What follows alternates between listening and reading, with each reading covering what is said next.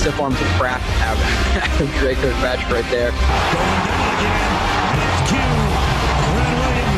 Fighting through contact, fighting through offensive line, being a double team, multiple moves stacked into one, just a play of pure domination. This is actual film, this is actual football talk. It's a football show, we're supposed to talk football, not storylines.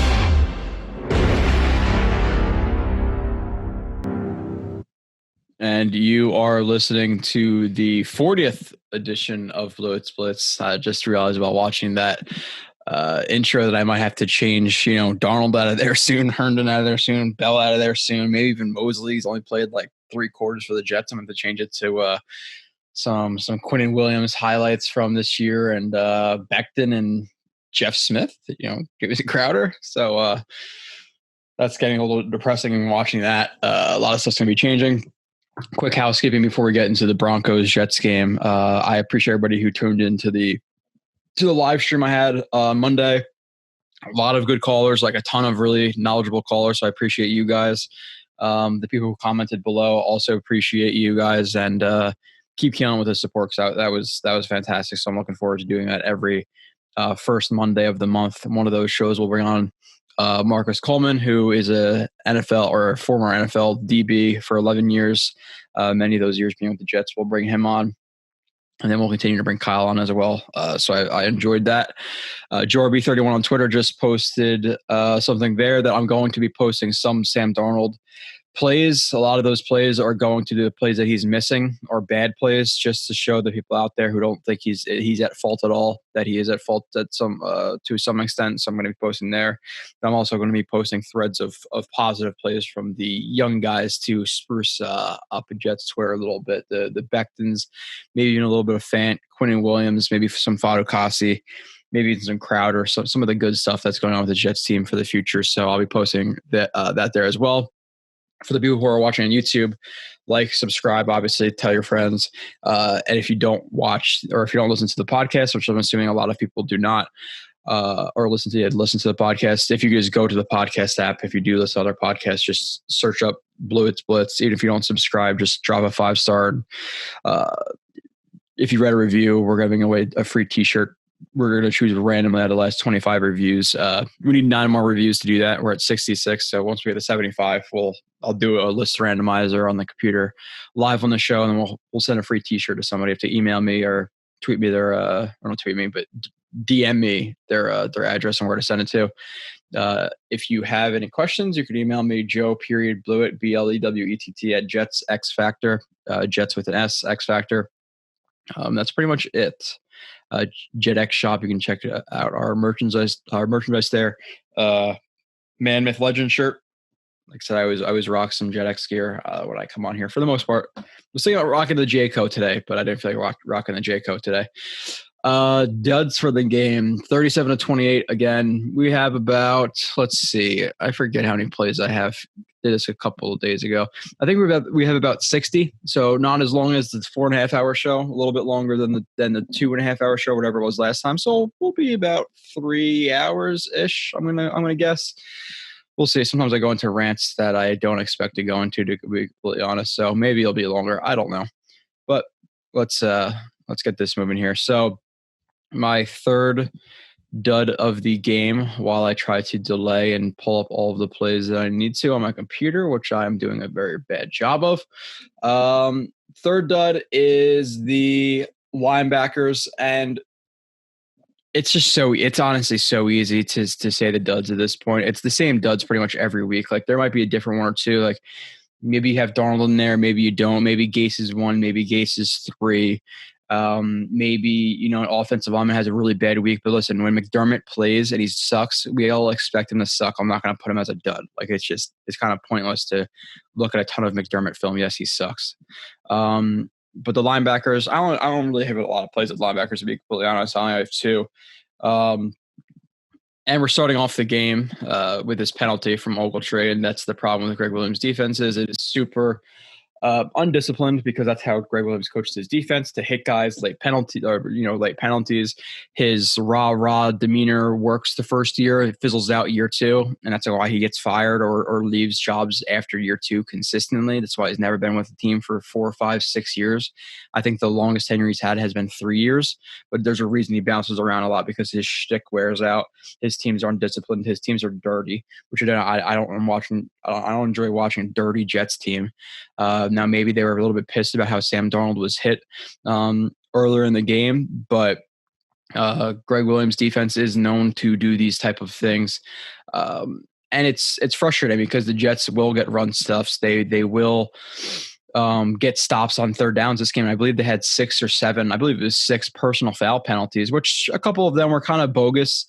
But there was at least 3 or 4 of them that were completely deserved. And the Broncos run one back power here. You actually have, Jenkins, who does a good job squeezing the run. You have Henry Anderson, who does a good job in the run game. He had a couple good plays last game and this game in the run game, makes the run stuff. And then you have Ogletree, who gets off of the block over here, and then I guess sees the little bit of a late push from 72 on his player. So he's going to see that, drop his helmet and truck him over, and then a penalty. For absolutely no reason does Ogletree do this, other than the fact that maybe he's a little bit frustrated. Maybe he just got blocked out of the play. Maybe because he's slow and he sucks, that he's angry at life. So he has to hit somebody else, a cheap shot.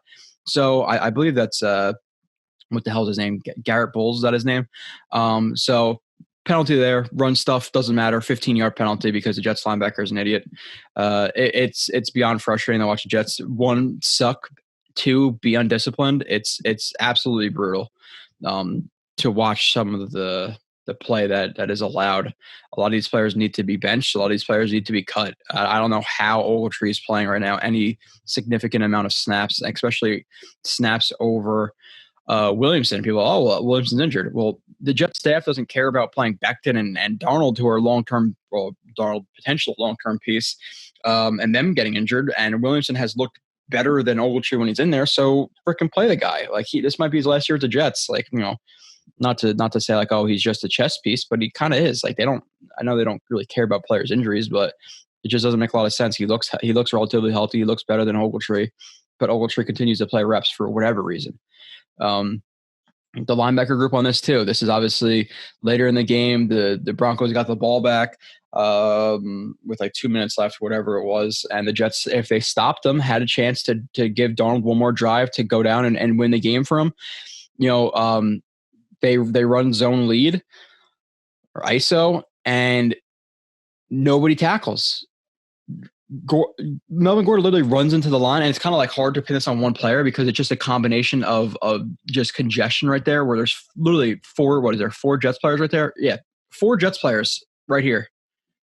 None of them can get past, obviously, the fullback, the tight end, he's a fullback. He lined up as a fullback here. Nobody can get their arms around him. He just breaks to the outside, touchdown. It's like, this is if you went to a Pop Warner game and you saw a bunch of 7-year-olds running around the field, this is what you'd see. Them all crowd up into a pile, and then a kid break free. You're like, oh my God.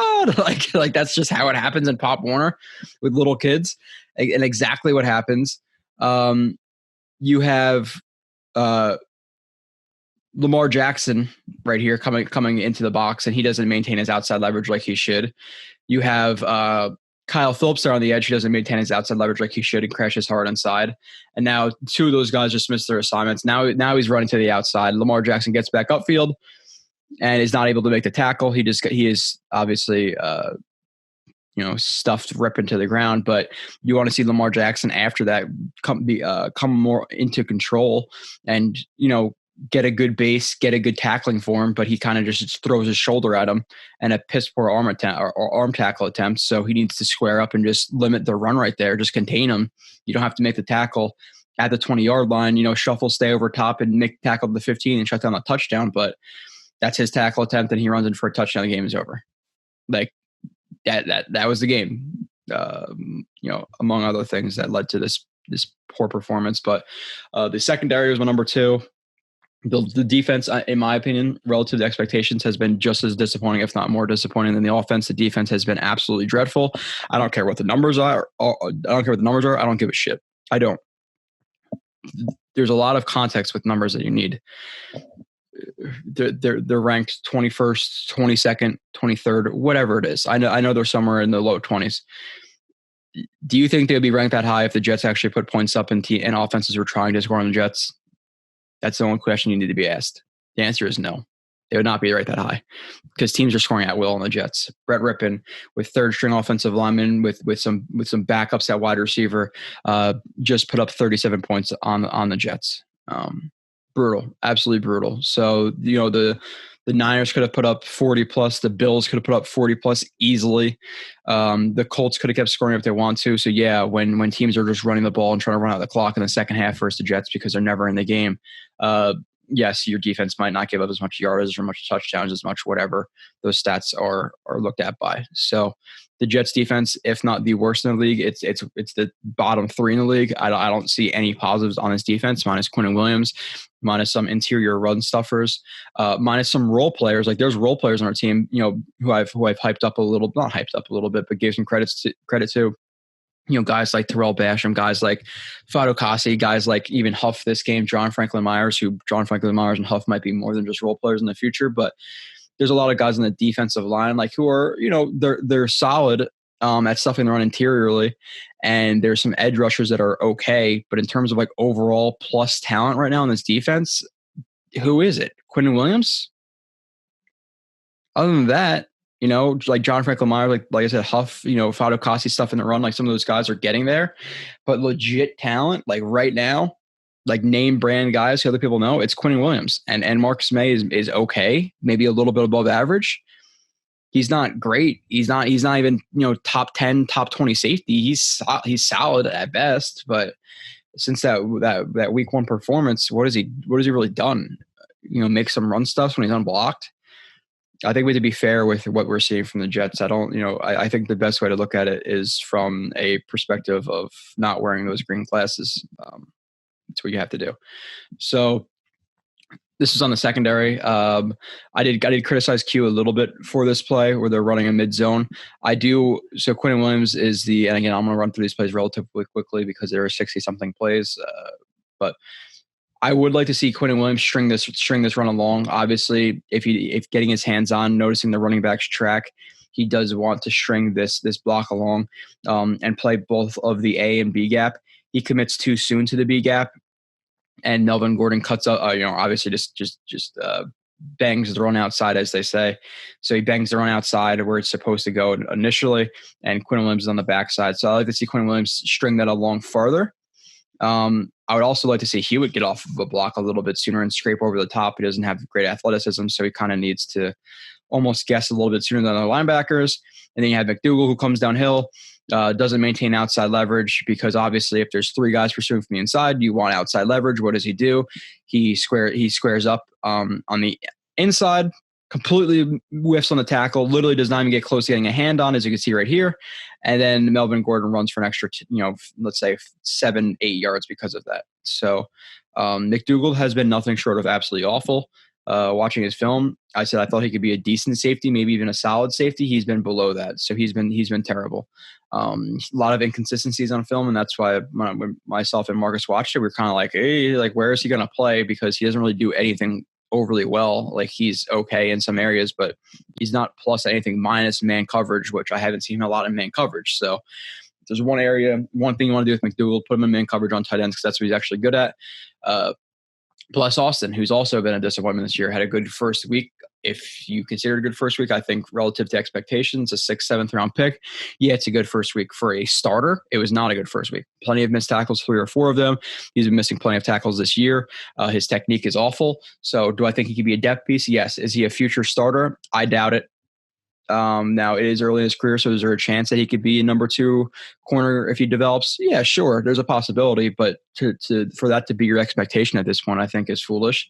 I think him as a 3rd, 4th, 5th guy on the team is plenty positive for a 6th round draft pick. But I think he played a couple of positive weeks against, the Bengals last week, the Steelers with their backup quarterbacks, the Bills with their backup quarterbacks, the Dolphins with their talent, their lack of talent they had on their team, and people overhyped what he was. Let's be honest. Defensive pass interference on third down. Why is there defensive pass interference? There's defensive pass interference because at the snap, what does Bless Austin do, as Hamler walks up on him? His feet spread, so now he's not as balanced. His weight goes onto his heels. His hands drop. Again, you want to look like more like a boxer. This does not look like you're boxing somebody. It looks like you're about to get punched in the face. You're not going to deflect anything. He's looking high. You can tell he's looking high because Hamler, obviously head fakes outside hard, and he completely reacts to it. Now Hamler has plenty of room outside, which, if anything, Hamler should hold his line a little bit here. I think he widens out a little bit too much, but it's fine. Stop route. Bless Austin tries to cut him off, but because there was so much separation, he goes into oh shit mode. He grabs Hamler and pass interference. Third down. They could have got off the field, but no. They targeted Bless Austin. These corners are getting abused every week. Every single week they're getting abused, whether it's Bless Austin, whether it's Pierre Desir.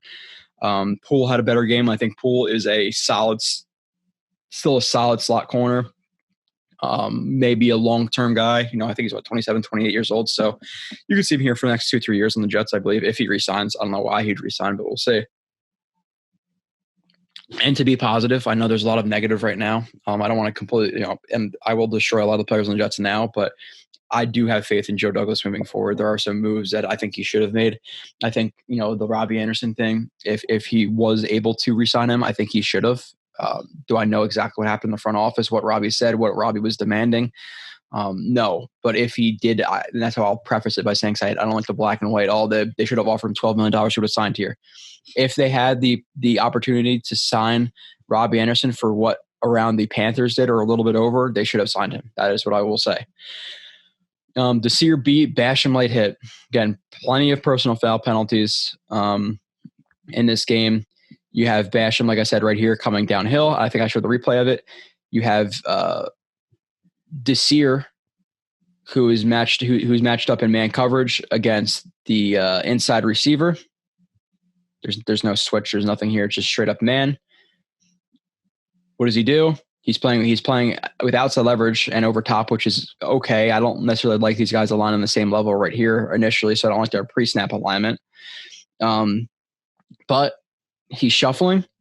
Look how much room there is inside. Not even vertically, just horizontally. It's really hard for you to stay over the top of a guy and kind of give yourself the cushion to guess wrongly when you're that far over the top, because if he does start running, you're going to have to open your hips and sprint, where he's just going to cut underneath of you and outside. And that's exactly what happened. So if he were to weave, stay over the top of him, he would be in a much better position to halfway open his hips to the outside and run, instead of fully doing I don't know if he does a speed turn here. No, he doesn't do a speed turn. Speed turn would be him going to the outside like this, but he puts himself in a bad position right here. Receiver cuts outside, not even on a good route, and he is beat. This is beat in the NFL. It's only a yard or two, but that is beat. Does he catch the ball? No, it's outside. But if the ball were on his body, this is a catch, and Desir is beat for a 20, 25-yard gain, whatever it would be. You have the Jets pass rush. Again, another penalty. You have Rippon, who clearly throws the ball. And again, this is on Basham. This isn't, oh my God, it's a bang-bang play. I'll bring up some bang-bang plays in the future. He sees him throw the ball. 1, 2, drops his shoulder, hits him. Do I have another view? I have a lot more seconds on this, yeah. Sees him throw the ball. 1, 2, lowers his shoulder. Clearly lowers his shoulder into him. What are you supposed to do? If you can't stop yourself, if you are in a position where you are running fast and you're going to take another step because you literally can't slow yourself down in 1-2 steps, wrap up the quarterback. Just wrap him up and grab him. Look at the ref, give him the whole hands up. That's what you're supposed to do. You're not supposed to see him throw the ball, you see him releasing the ball, take one large step towards him, another step, and then drop your shoulder, and clearly you lunge yourself. You leave your feet and lunge yourself into him. Dirty play, dumb play. What are you doing, Terrell Basham? Why? So dumb. Just so damn dumb. This is where this team needs accountability. They need discipline. It's bad. I've played 10 on here as the secondary, I guess. Yeah. So what was labeled? I think this might be McDougal getting beat. McDougal beat, invert cover 2. So you're going to have a corner and a safety playing the 2 deep zones. You can invert Tampa 2. What happens? They're going to try to roll the coverage to the strong side. At the snap, they're trying to disguise it as a cover. Could be cover 3. Looks like cover 3 pre-snap. They roll into 2. What happens is McDougal does not get wide enough at the snap. You have whoever this wide receiver is run vertical, and he's in a position where he has to play the deep half field. He wants to be over top of anything vertical, not so far cheated inside. Again, just based on leverages, they're getting beat. It's not even like, oh, this guy's just better than him. He's faster than him. He has more fluid hips than him. It's just basic shit. He's too far inside.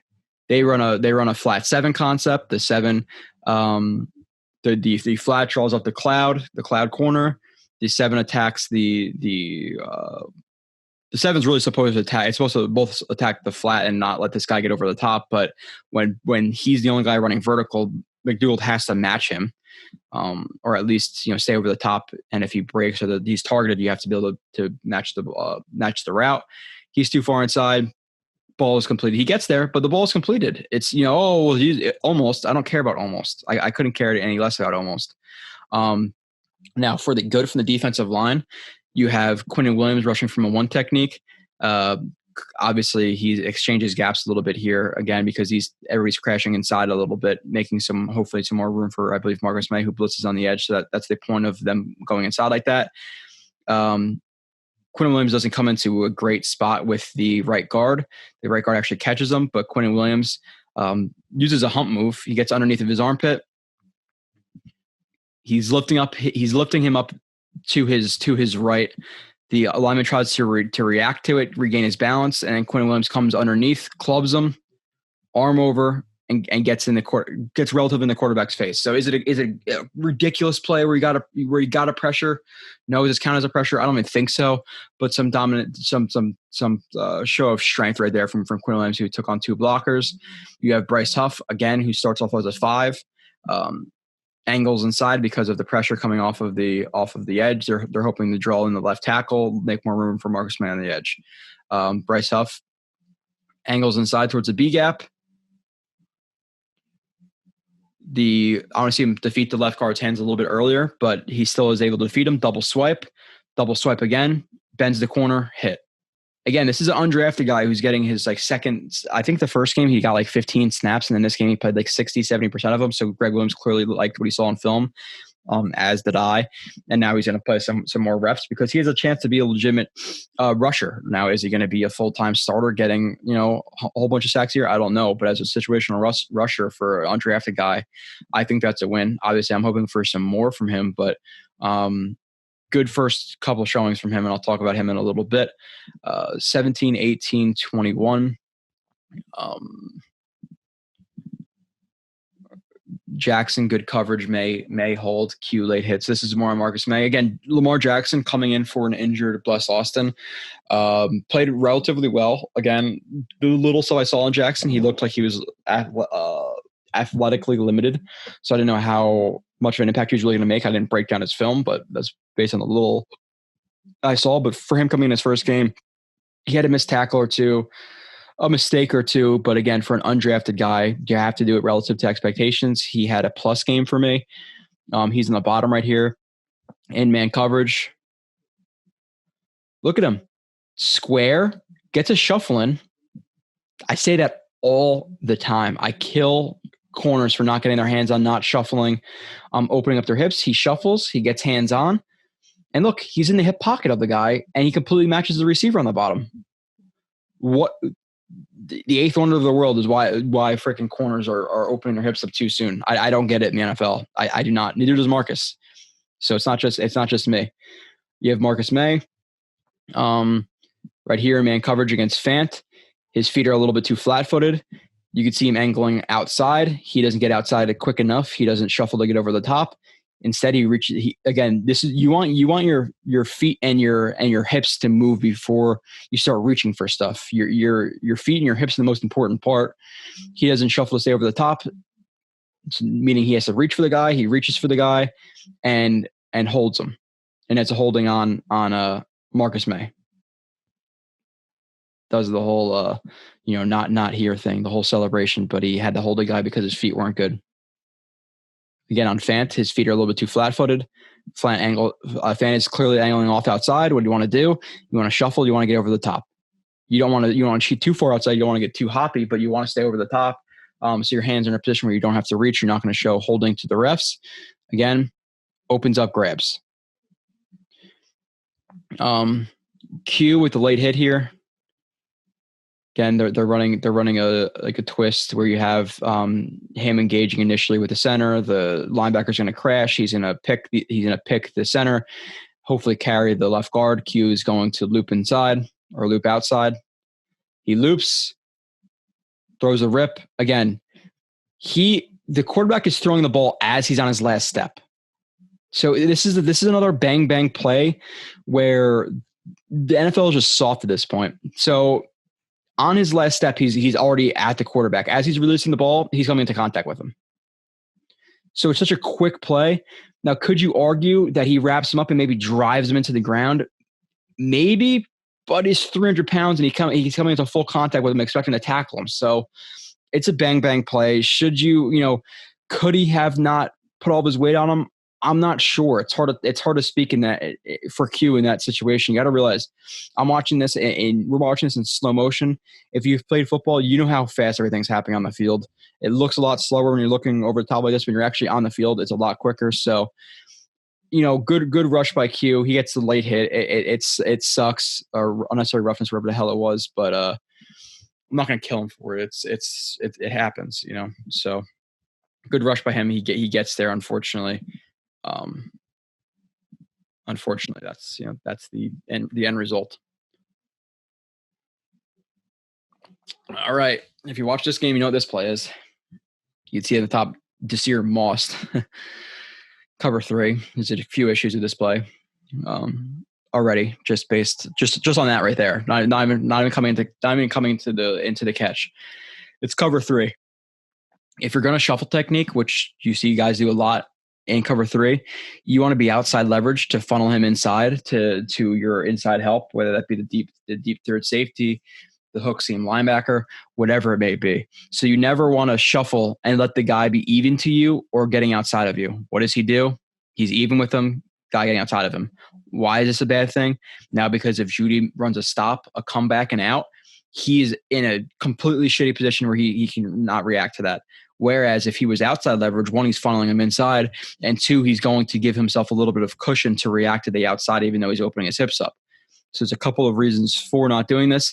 He does it. Judy attacks the blind spot on the vertical, runs right by Desir, who's looking at the quarterback the entire time. Never, at this point, if you see him start to run, speed turn, try to cut him off, try to stack him. And if he does run a comeback, then you're in your position where you're already turning around. But you need to get over top of him. You need to stack this route. He's clearly going vertical. You don't want him to beat you vertical. Stack the route. What does he do? Continues to look back at the quarterback. Lets Judy get behind him. He's looking for the ball the entire time. Judy gets his hands on him, and you have Desir, who I don't know if he closes his eyes. I don't know what he does. I don't know if that push off right there completely screwed him up. But his hands come wide to the ball. Doesn't look like his eyes are on the ball, to be completely honest. So it looks like he kind of just throws his hands up, and Judy catches the ball over him, completely mossed, and he runs in for a touchdown after the little stare down from a rookie. Again, are his eyes on the ball? I don't think so. I think he's in bad position, and he just puts his hands up as a prayer. Hits him in the helmet. So it's not like Judy. It's not like Judy freaking came over the top, one-handed catch, two-handed catch. He literally caught the ball off of Desir's helmet. It's and should I even put it as moss? No. Is this an impressive play from Judy? Not really. To be honest, this is more of luck that his hands came back to his body and the ball was there off of Desir's helmet. So looks cool. ESPN will hype it up. Not the best play from Judy, but a bad play from Desir. Terrible, terrible game from Desir. I don't care about picks. I don't care about stats. He was terrible. Desir pick. Okay, this is going right back to it. Again, we're just doing all the secondary. A lot of stuff I lump in together, positive, negative, whatever. But overall, it was a negative. Desir pick, question mark. Obviously, Rippin drops back. Reed's left, Reed's middle. doesn't see anything he wants, goes to throw the ball away. Why does he not just throw the ball away completely out of bounds? I'm not sure. He just lofts the ball on the sideline. This year tracks the ball, does a good job tracking the ball in, catch, drags his feet, right? 1, 2. Great catch. Cool. You're in the NFL. And I'm not trying to be a dick, but you're in the NFL, catch your football. Great job. It is what it is. Cool catch. Your technique, your leverages, your understanding of coverage is awful. So a pick like this, it doesn't mean anything to me. Pad your stats for the people who go on to how good is Desir? Oh, and they go and they type in their stats. Oh, he has 3 picks. He's leading the NFL in picks. Really good corner. Jets need to re-sign him. That's the people who that matters to. For the fans of this show, for the callers of this show, for the people who message on the show, the live stream. If you do watch the live stream, I understand people who probably just watch the live stream and not watch this because it's a lot of film and just get my overall opinions from the live stream or play like a Jet or whatever else I do. I get that. But for the people who watch this show, all the shows, and listen to the live streams, you guys are smarter than some of the listen to some of the podcasts out there where they talk about stuff and you can start yourself to realize that people have no idea what they're talking about. Trust me, there's plenty of people out there who talk really strong opinions and they do not know what they're talking about. Sear beat deep, man. Shocker.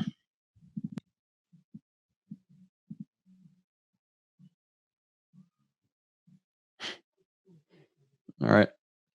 So first things first, I'm okay with his base right here. I don't like how his hands are so low. He's in off coverage, so his hands don't need to be as ready, but I would still like to see them ready. What does he do? False step, weight right into his heels. First problem right there. Why? What is Tim Patrick doing right here that's threatening you so much you have to drop your weight into your heels?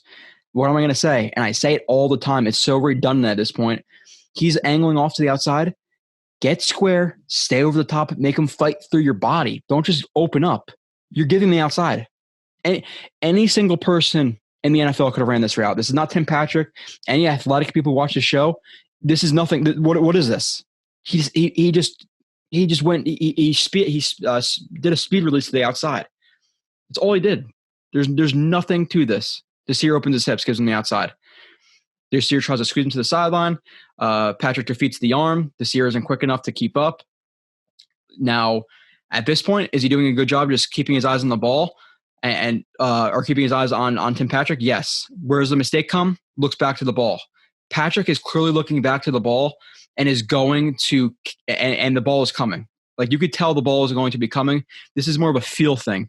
He's tracking the ball. His eyes are changing. His body is changing. It's reacting to the ball. Desir should just be playing the eyes, playing the hands. So if Desir weren't to look back to the ball, he should have fought through the hands right here, put his hands in there, scooped the ball out, whatever it should have been. Desir instead has bad just ball skills and timing where he tries to look back to the ball. And for you to look back to the ball and to find it and react to it when it's already here, you're screwed. You have to have the quickest reactions I've ever seen. So he screws that up.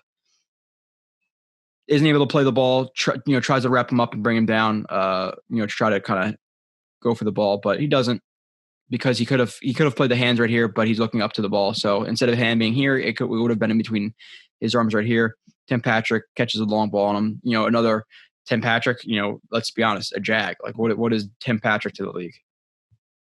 Did you know who he was before this game? 39, 40. We have four more plays of the secondary, I believe, unless that was play 39. No, that wasn't. Okay. Play 39. The Sear touchdown allowed. All right. Huff pressure. I put Huff pressure first. So again, Bryce Huff rushing as a 4-eye, like he has some flexibility. It's surprising for him to be. I think he's 6'3", 250, but still rushing in the interior. Cool little wrinkle right there. Him rushing from the inside. He gets the guard to open up. He chops the outside arm. He doesn't do the best job in terms of defeating the hands quickly. Like if this was a good guard, I don't know if he would have won this, to be completely honest, because he slightly affects the outside arm, but the right arm is inside right here. There's going to be some guys who can reset on that, but because he's opening up with speed to the B gap, you have the guard who's opening up, his hips to that B gap. So the momentum of the guard is going to the outside. And then Huff is able to show some of his stop-start quickness. Gets his left hand under the armpit, which obviously like clubs him to the outside, continues his momentum to the outside, crosses his face with an arm over, gets hands into the quarterback's face. Again, did he blow up the play? Did he get the sack? No, but it's relative expectations. For him in his second game to be beating a guard and getting a pressure in the face of a quarterback is positive. That's a positive. Again, trust me, I'm sure I have plenty of unfollowers when I say, oh, Darnold this or Darnold that, or this guy's bad or this guy's terrible. There's people who click off because they want to go to the Jets official podcast and hear them talk positive about every player. That's not what I'm here for. But when players are playing well, I will also give them credit, and that's a good play by Huff. Desir's beat. Why? Because Desir sucks.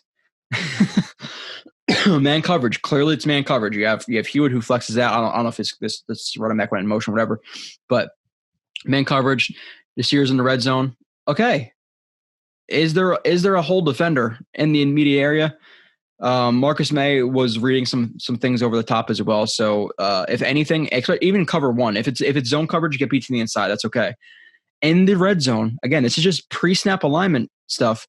In the red zone, you want to force the quarterback to have to throw the ball outside. He doesn't have a lot of help inside. He has May, who's like a whole defender, but May is having to look at multiple ways. You can't rely on May.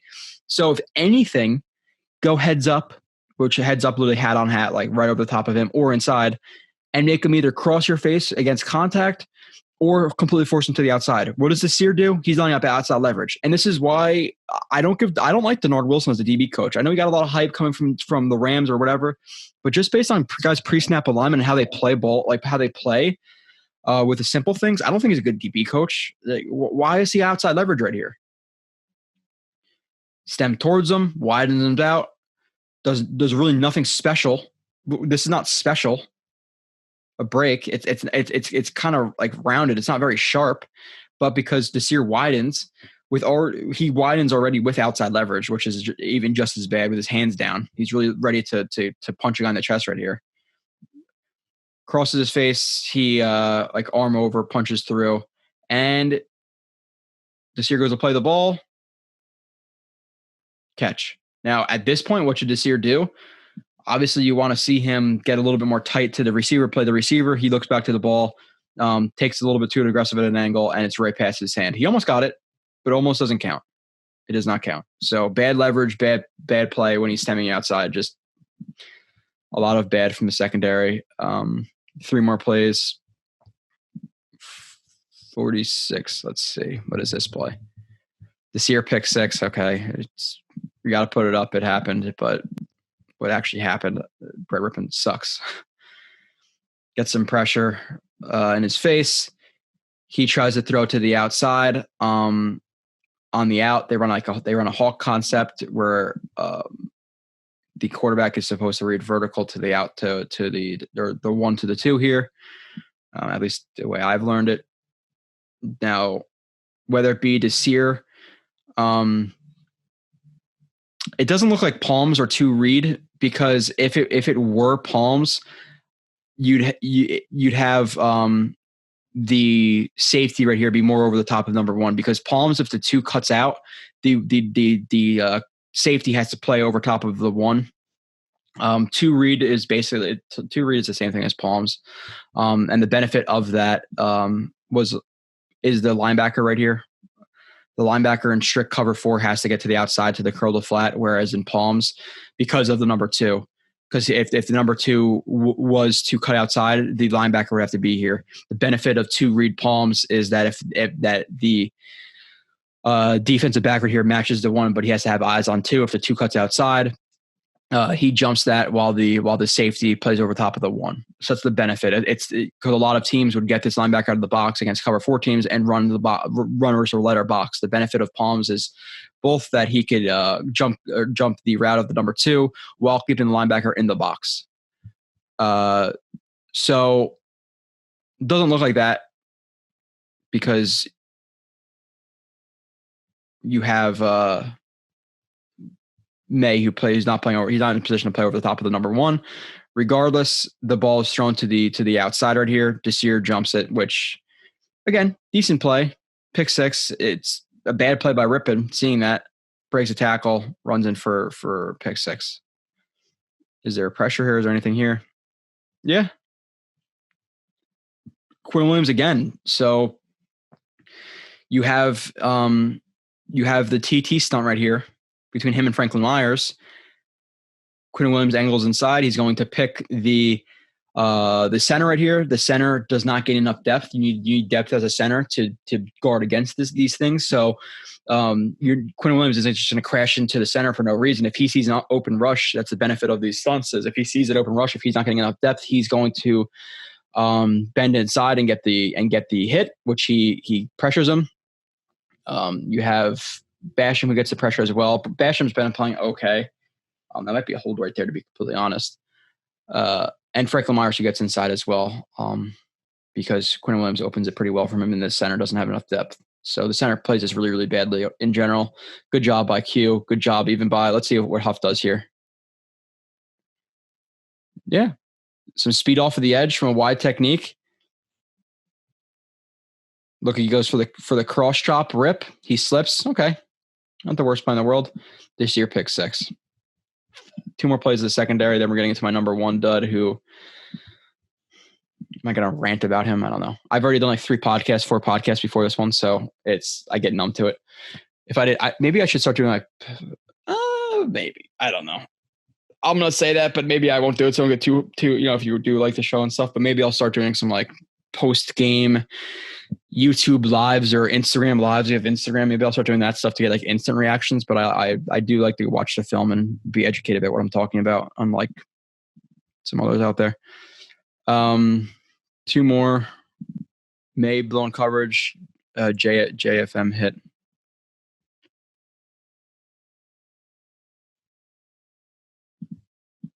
Okay.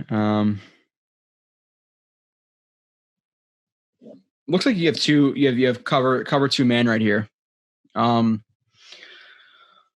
So Marcus May, obviously, they disguise it a little bit right here. They're trying to disguise it. Marcus May takes like an exit angle to get to his deep half.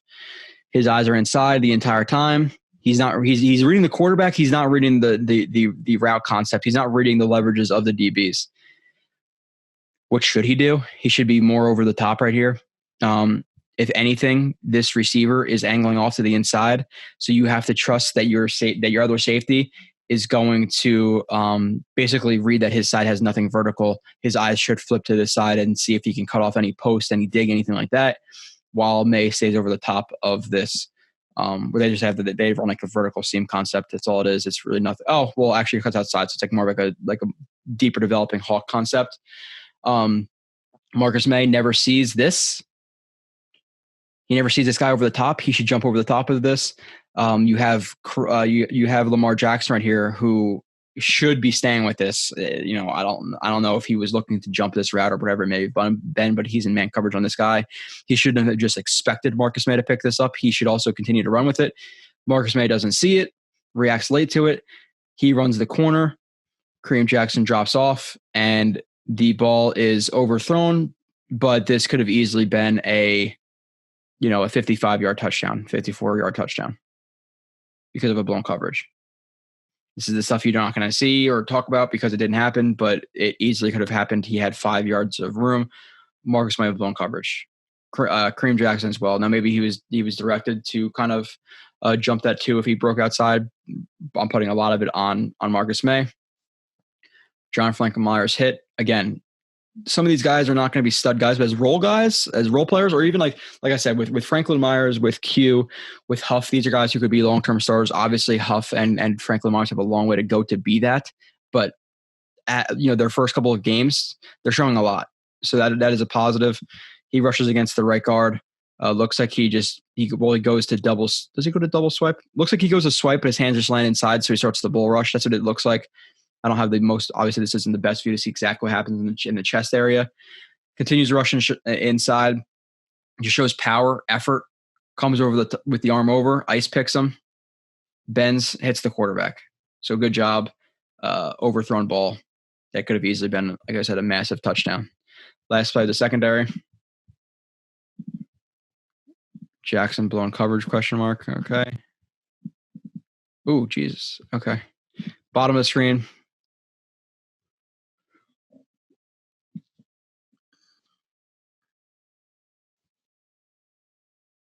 Let's see, man. Looks like you have cover two man again. Yeah, I don't know I have no idea what Jackson's doing here. So this is a situation where Marcus May is he's in a tough position. He's asked to guess on this because with the cover two corner or with the cover two safety over the top, you're able to play and trail like these guys are because you want him to stay over the top and diagnose which one's going to be thrown and then jump that route. Obviously, it's hard in some situations to do that. So you can play and trail like he is, but you can't just let him continue to run. So he almost expects, it's two man, my safety's over the top. I can just let him keep running like he did the last rep, it seems like. So he doesn't have the best understanding of what's happening. I also don't like his leverage. I don't like him playing inside. Again, your safety's inside, funnel him to the safety. Make it easier for the safety. You don't want him to get outside of you and widen and then make these two routes even farther apart. You want to funnel him inside to the safety. So his pre-snap alignment's off. He opens up, lets the guy get outside of him, which makes it even harder for the safety. He drops off of the route thinking that the safety's going to pick it up and literally stops. You can see him stop running right here. Oh, shit, the ball's coming my way. And boom, Tim Patrick catch on the sideline. Easy as it gets. Well, not as easy as it gets, but that's pretty damn easy. So that's the second dud of the game is the secondary. The first dud of the game, again, no fancy rant, but it's Adam Gase. Brutal, man. A lot of stuff I put down in here and a lot of stuff I'll show, but the fact that he just kept running gore over and over again. The red zone was terrible, 0 for 3. The penalties, which is on him, it's on Greg Williams at the same time. And, people say, Greg Williams, he's, defensive coordinator. Gase is the head coach. It's on him too. He's supposed to be the overseer of their team, but he's not because he's a pansy. He just does the offense, doesn't take blame. And I'm sure even if he was a defensive coordinator, he would say, it's the guys, we don't coach him that, we had a good week of practice, so this can't happen, we're turning around. Like that would be his answer. Blame it on the guys, not himself. 11 penalties for over 100 yards. No respect with Vic Fangio, obviously. Not even shaking Gase's hand at the end of the game, showing that he has no respect in the league. He has no respect in his locker room. He has no respect in the NFL, anything like that. You're down 2 scores, 9 points with a minute left in the game, and you're calling timeouts at the end of the game when they're trying to kneel the ball. So you have the Broncos are trying to kneel the ball, you're calling timeouts, and that's why the Broncos try to throw on 4th down because they're pissed at you. So take the L. I know, anything can happen. 2 scores down with under a minute left. Just let them kneel the ball out. And then you have the late hits after that too from McClendon, who's better than that. No talking to Darnold on the sideline. Nobody talks to Darnold. He'll throw a pick. He'll have a bad play. And Gase is sitting there looking at his play sheet and doing absolutely nothing. Same thing with Dowell Loggins, who already doesn't do anything. He's a glorified towel boy who throws a penalty flag. You think that he would try to at least talk to the quarterback. He doesn't do that because he's a joke as well. The most invaluable offensive coordinator in the entire league. I can easily say that he's an absolute joke. Putting Becton in the game. Becton is in the game as a emergency backup, which shouldn't even be a thing. You have a guy who's your 11th overall pick who's been dominating the league in his first couple of games. He shouldn't be an emergency backup. It's poor roster management. You should sit him for the game and bring up something from your practice squad. You should do something, but he should not be an emergency backup. And even with that emergency backup designation, he wasn't the emergency backup. So it's stupid. That's not what he was. Adoga went out after 4, 5, 6 plays, whatever it was, and he came in before McDermott. So you have McDermott, who's supposed to be the backup, but you have the emergency backup come in before the backup. How does that make sense? So Becton comes in the game. He injured his shoulder, which I believe they say it's something torn in there. I hate tears because tears can last a long time. You can always re-aggravate a tear, and tears are something that I've had a couple of in football, and they can randomly come up again. Now, I don't get I'm obviously not trained by an NFL trainer, so I'm sure if I were to be more responsible and warm up and stuff like that before you run, before you lift, maybe they wouldn't act up as much as they do. And it's never an act up where it's completely terrible, but I also don't play NFL football where I'm having to block 310-pound defensive ends and outside linebackers and things like that. So I don't like hearing that, but hopefully he'll be back in a couple of weeks. But sit him. And get him healthy. I don't, he's shown enough. Like I don't want him to sit the rest of the season, but if he can come back in 2 weeks, sit him for 3 or 4. If he can come back in 4 weeks, sit him for 6. I mean, there's no reason to risk Becton's injury. And this is why when I talk about him and some of the other injuries, for people who say, oh, well, Gase can't hurt the team. He's literally hurting the team. Like how shallow sighted are you that you don't realize that he can hurt the team? So when people say, oh, well, I don't get the problem of firing Gase. It's multi-layered. One, Douglas should have the authority, but I don't know if he does, because the Johnsons are owner or jokes of owners. So I don't know if he can go to the Johnsons and say, hey, he needs to start sitting the guys who are injured, the young guys who, and let them rest up. I'm not sure if he can do that because the reporting structure is bananas, and he doesn't, they both report to the owner. So Gase does not report to Joe Douglas. So Joe Douglas should be able to say if he had any backbone, and I'm not sure exactly what he's able to do. So I don't want to criticize him too heavily, but Joe Douglas should be able to say, hey, sit Becton. Don't play him. Hey, sit Darnold. We want him to be healthy after this game in a meaningless week 4 game that you're not going to win anyway, or that you could win, but you're not going to make the playoffs anyway. So sit Darnold. We have to be out of him for the rest of the year. But no, you have Gase, who is literally fighting for his job. So anybody who's injured, he's not give a shit about. He wants to win games to keep his job, to maybe help his job in the future to get another one, offensive coordinator, whatever it might be. So you have these idiots who are saying, oh, we can't hurt the team, when quite literally he's actually injuring players on the team because of what he's doing in terms of him trying to win versus our guys' health. He doesn't care about guys' health. He wants a job. So that's the dumbest thing I've ever heard people saying that. There's been plenty of people, I don't get it. Ugh. Like all these beat writers, I don't get why it helps. You're dumb. That's why I don't get it. Red zone after Fickham was hit on a field goal. Literally his play calling was run past, fade to Hogan. Not the best. Red zone late in the first half. 2 fade balls to Hogan were designed. Another red zone trip after Jeff Smith got the deep pass interference. He goes again, run, both to Gore and then a wheel to Gore. Now there was a guy open over the middle, which I believe I'll show. But just putting Gore on a wheel route, like, listen, Gore as a personal pass protector, even running the ball, I get it, kind of, even though, again, the situation where Gase is hurting the team, not literally, but you'd think that if they were to fire him and promote, not even Greg Williams can't be head coach right now. He's an asshole. You promote Boyer or Jim Bob Cooter, and you tell them, hey, listen, you're not going to be the head coach next year, even though they might think they are. You have to play the young guys. Okay, let Douglas take over the team. Now you have P. Ryan, who's running these routes, getting these snaps over Gore. Like, again, another reason he's hurting the team future development. Like, how do you not see that? Like, how are you that dumb? You really are that dumb if you think that's not hurting the team to not get rid of Gase.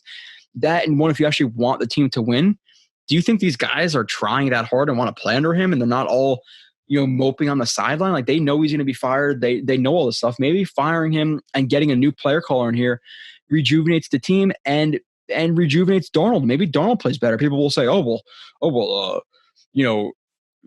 it can get worse. What do you mean? Darnold's on a track right now, if he keeps playing like he's playing, to be off the team next year and get traded for, the Jets to pick Lance or Fields or Lawrence. And if you don't think that, you're blind. He's not playing well at all this season, so it can get worse. How can it get worse than it is right now? So that's a dumb argument too. All these people are idiots.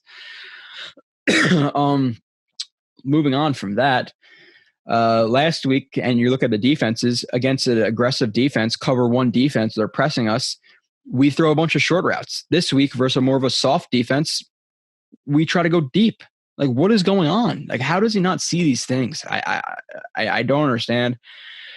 Didn't see much Barrios in this game is another problem. You have a guy who's developing, who's playing pretty well, who's consistently getting open when, week 2 and 3, when Crowder was out. What happens? Gase can't adjust his offense. He's just so locked on, and his slot guy's a slot guy. That's all Barrios is a slot guy. He can't figure out a way to get him in the game when he's probably our second best receiver on the team right now in terms of guys that were healthy. I like Jeff Smith. So even if he's a third, let's say you want to argue Jeff Smith as a second healthy guy right now, you can't get your third best receiver on the team because he's a slot guy. He only saw 10 reps. Caitlyn Bellage getting 30 snaps, who just got cut. versus Perrine, who got 10. Why? What is Bellage here in the future? Like, again, it's another reason you're hurting the team. This is why, like, these things scare me a little bit, because they were going to trade a 7th-round pick for him, which 7th-round pick's a 7th-round pick. Like, yeah, it's not a lot. Like, you can, but there's guys who hit on the 2nd, 7th round. Like, you might be able to trade that for a player, like, whatever. Like, they traded a 5th for Fitzpatrick. Even, this year with Quincy Wilson, they traded a 6th. So you can trade that for a better player. Maybe you take a swing for the fences and you get a guy who's a contributor. The late round guys, the Fado Cassi's, maybe that 7th-round pick is, Bryce Huff next year. You really like Bryce Huff, you're going to draft in the 7th round. Like that's it's capital. Regardless of how much capital it is, it's capital. They traded for a guy or they tried to trade for a guy who got cut after 2 weeks. So that shows me that I don't think Joe Douglas is out there watching tape on Bellage like, holy shit, I really like this guy. I wanted to trade for him. That's Gase still having some control and saying, hey, trade for this guy, and he did. So that's my concern, is how much power Gase has. He needs to be fired now. As I'm doing this podcast, he needs to be fired. Irresponsible to put Darnold back in. Obviously, they literally said that it's irresponsible for them to play him this week or whatever, but it's not irresponsible for him to get hurt and then put him back in the games. He probably got cortisone shots in his shoulder. He didn't feel the injury, but you can do farther damage to that shoulder, so let him rest. Nope, put him back in. Becton, emergency backup? Nah, put him back in. Bell clearly hurt his hamstring on that wheel route where he got held. Nah, put him back in. What are you doing? And this is why some of the injuries probably come. Like people say, oh, he's conservative, but we don't really know that. Like look at Mims. Mims had an injury, hamstring, all this stuff. He comes back to practice and injures his hamstring again. And now Mims is probably not going to play. It doesn't sound like they say he's getting into running, but he still feels something in his hamstring. He's not going to play this week. He's not going to play next week. He's probably not going to play in 3-4 weeks. He's going to come back like week 12, 13, 14, 15, 16. Doesn't sound like he's playing anytime soon, which is depressing. So Gase, you're an absolute freaking joke. You are my number one dud of the game. You're the number one dud of the season. Just beyond bad. 3 studs of the game. Bryce Huff, 3 tackles, 1 tackle for loss. I showed some pressures again for his second game. Again, clearly after his first game, they saw something they liked, and they gave him a ton more reps. I only have 1 play of him. I showed a couple of plays of him already. He had like 3, 4, 5 like solid plays I saw like that, and I already pointed some of them out and points them out in the future. This play, he pairs with Avery Williamson for a screen. It looks like they're pretty alert to the screen even before the ball is snapped. Like they're pretty ready for it. It seems like they're all expecting something to happen here. I don't know if it's pre-snap alignment. I don't know if they called it out, whatever it may be, or they heard a check, but it looks like everybody was pretty ready for these screens on either side. They're expecting it. You have the running back who runs the smoke route, and you have Huff right here who sees it, undercuts the blocks or undercuts this blocker, attacks the running back. There's a lot of guys who will see this and be too patient, stay over the top, and get themselves blocked out of play. When you see the screen coming, you have to blow up the screen. You have to attack the screen because they're longer developing, so the offensive linemen are not going to get to you quickly. They're trying to get to you quickly, but you have to attack it aggressively. He attacks it aggressively, fights through the block, makes the tackle for loss along with Williamson. Good job. Simple as that. Next stud. Again, we'll bring up Huff a little bit more. I already showed a couple plays of him. Jeff Smith's my number 2. Listen, college quarterback, came in the Ravens game last year, made a catch, didn't do anything too much. I think he dropped a deep pass in that Ravens game as well. Not expecting much, but he came back, 7 receptions, 81 yards, was open for another couple of times where he could have had over 100 yards receiving in his first game back this year. So again, with the Jets offense, I have more positivity towards the Jets offense going into the future than I do the defense. The defense, like the defensive line, like I said, Fado Cassi's, Shepard, Basham, Huff, John Franklin Myers, Quentin Williams are all long-term pieces. I believe you need a true edge rusher. Yes. Do you need hopefully Mosley to be healthy, maybe re-sign Williamson. There's your inside linebackers, because having, guys like Hewitt and Ogletree, like Hewitt's good in the run game, but in terms of pass coverage, he's not there. Even Williamson's like okay in the pass game, but Mosley coming back will be a huge addition to that. But the secondary is brutal. So you need outside linebackers, which is the most, second or first most important position on defense, to argue with whatever you want, but you need high draft capital or high money in free agency to solve that. Can it happen? Obviously, yes, but we'll see how the draft falls. We'll see how free agency shakes out. The secondary, is May going to be here for a long time? I don't know. He's 28. He's 28 years old. Could he get resigned? Maybe. We'll see. Depending on what he wants. McDougal's going to be here next year? No. There's no way he's resigning with the Jets. He's tapped out, in my opinion. The secondary, you have Poole as your slot. You have Hall as a potential long-term option. We'll see how healthy he is. You have Austin. Other than that, argue with your wall about guys like Mollett and Hairston and Desir, so maybe they have 3 long-term guys, but you need a legit number 1 and 2. Now, could Hall be that? I really, really, really like Bryce Hall. I really like his tape. Does that mean he's going to be that guy? No, I can't guarantee that. 1, because of the injury, and 2, because the NFL is much harder. But his tape that he put out of college was impressive, so I have some faith there. But the offense has some guys. Like in the future, they have. If they keep Crowder, he's a good slot receiver. Jeff Smith, I think, could be a good depth guy. You have Perryman's going to be gone next year. You have Crowder. You have Jeff Smith as a depth guy. You have Vincent Smith, who can be a depth guy. You have Mims, who's hopefully number 1 or number 2. See, that's let's just say he's a number 2 in the future, which obviously with all of his injuries right now, we're not able to see that. And people blame Douglas for all this. Oh, well, his draft class is not even playing. Did Mims have an injury history in college? No. Did Ashton Davis have an injury history in college? No. Did Cam Clark have an injury history in college? No. So was he supposed to go to a freaking what are those people called who could see the future and see that this was going to happen? So you could blame him now if you want to do on injuries. Oh, we haven't seen Hall. We haven't seen Zuniga. Okay. That's credible. Could you blame him for Becton, Mims, Davis, Clark? No, you can't. There was no information to go off on that you thought these guys would be injured this much going to their first year, which is the problem with Adam Gase. Regardless of what it is, static stretching versus dynamic stretching, or does he play guys too quickly, or are his practices too lackadaisical, where guys' muscles are getting warm then cold, then warm then cold, and they're carrying things? I don't know what it is. It has followed him too much around at this point to just be bad luck.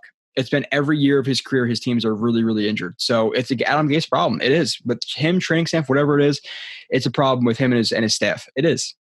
So let's say Mims is the 2, being a little bit hopeful with that just because of the injuries. I think I said before the draft or after the draft, watching his film, I think he could be a top 10 receiver. I really do. He has the physical capabilities. He really, really does.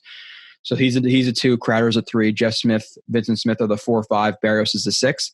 I think if you were to add a legit number 1 this year, let's say it's Jamar Chase, let's say it's Juju, let's say it's Allen Robinson, that's a solid receiving core. That's definitely a good receiving core. So I have faith in the receiving core if they're healthy, if they can get Mims on the field. Tight ends, obviously they've been disappointing. The running backs have to be addressed. The offensive line still has to be addressed, but they have building pieces of Becton. I think McGovern's going to bounce back. I think Fant's a decent starter right tackle. You're really looking at left guard, right guard next year. If Cam Clark could be one of those guards, you're only looking at right guard, maybe replacing Fant with even a better player. But I will take my victory lap a little bit with Fant. Through 4 weeks, he's been pretty good, and people really, really hated that signing and say he sucked the entire offseason. Oh my God, he's brutal. No idea why they signed him.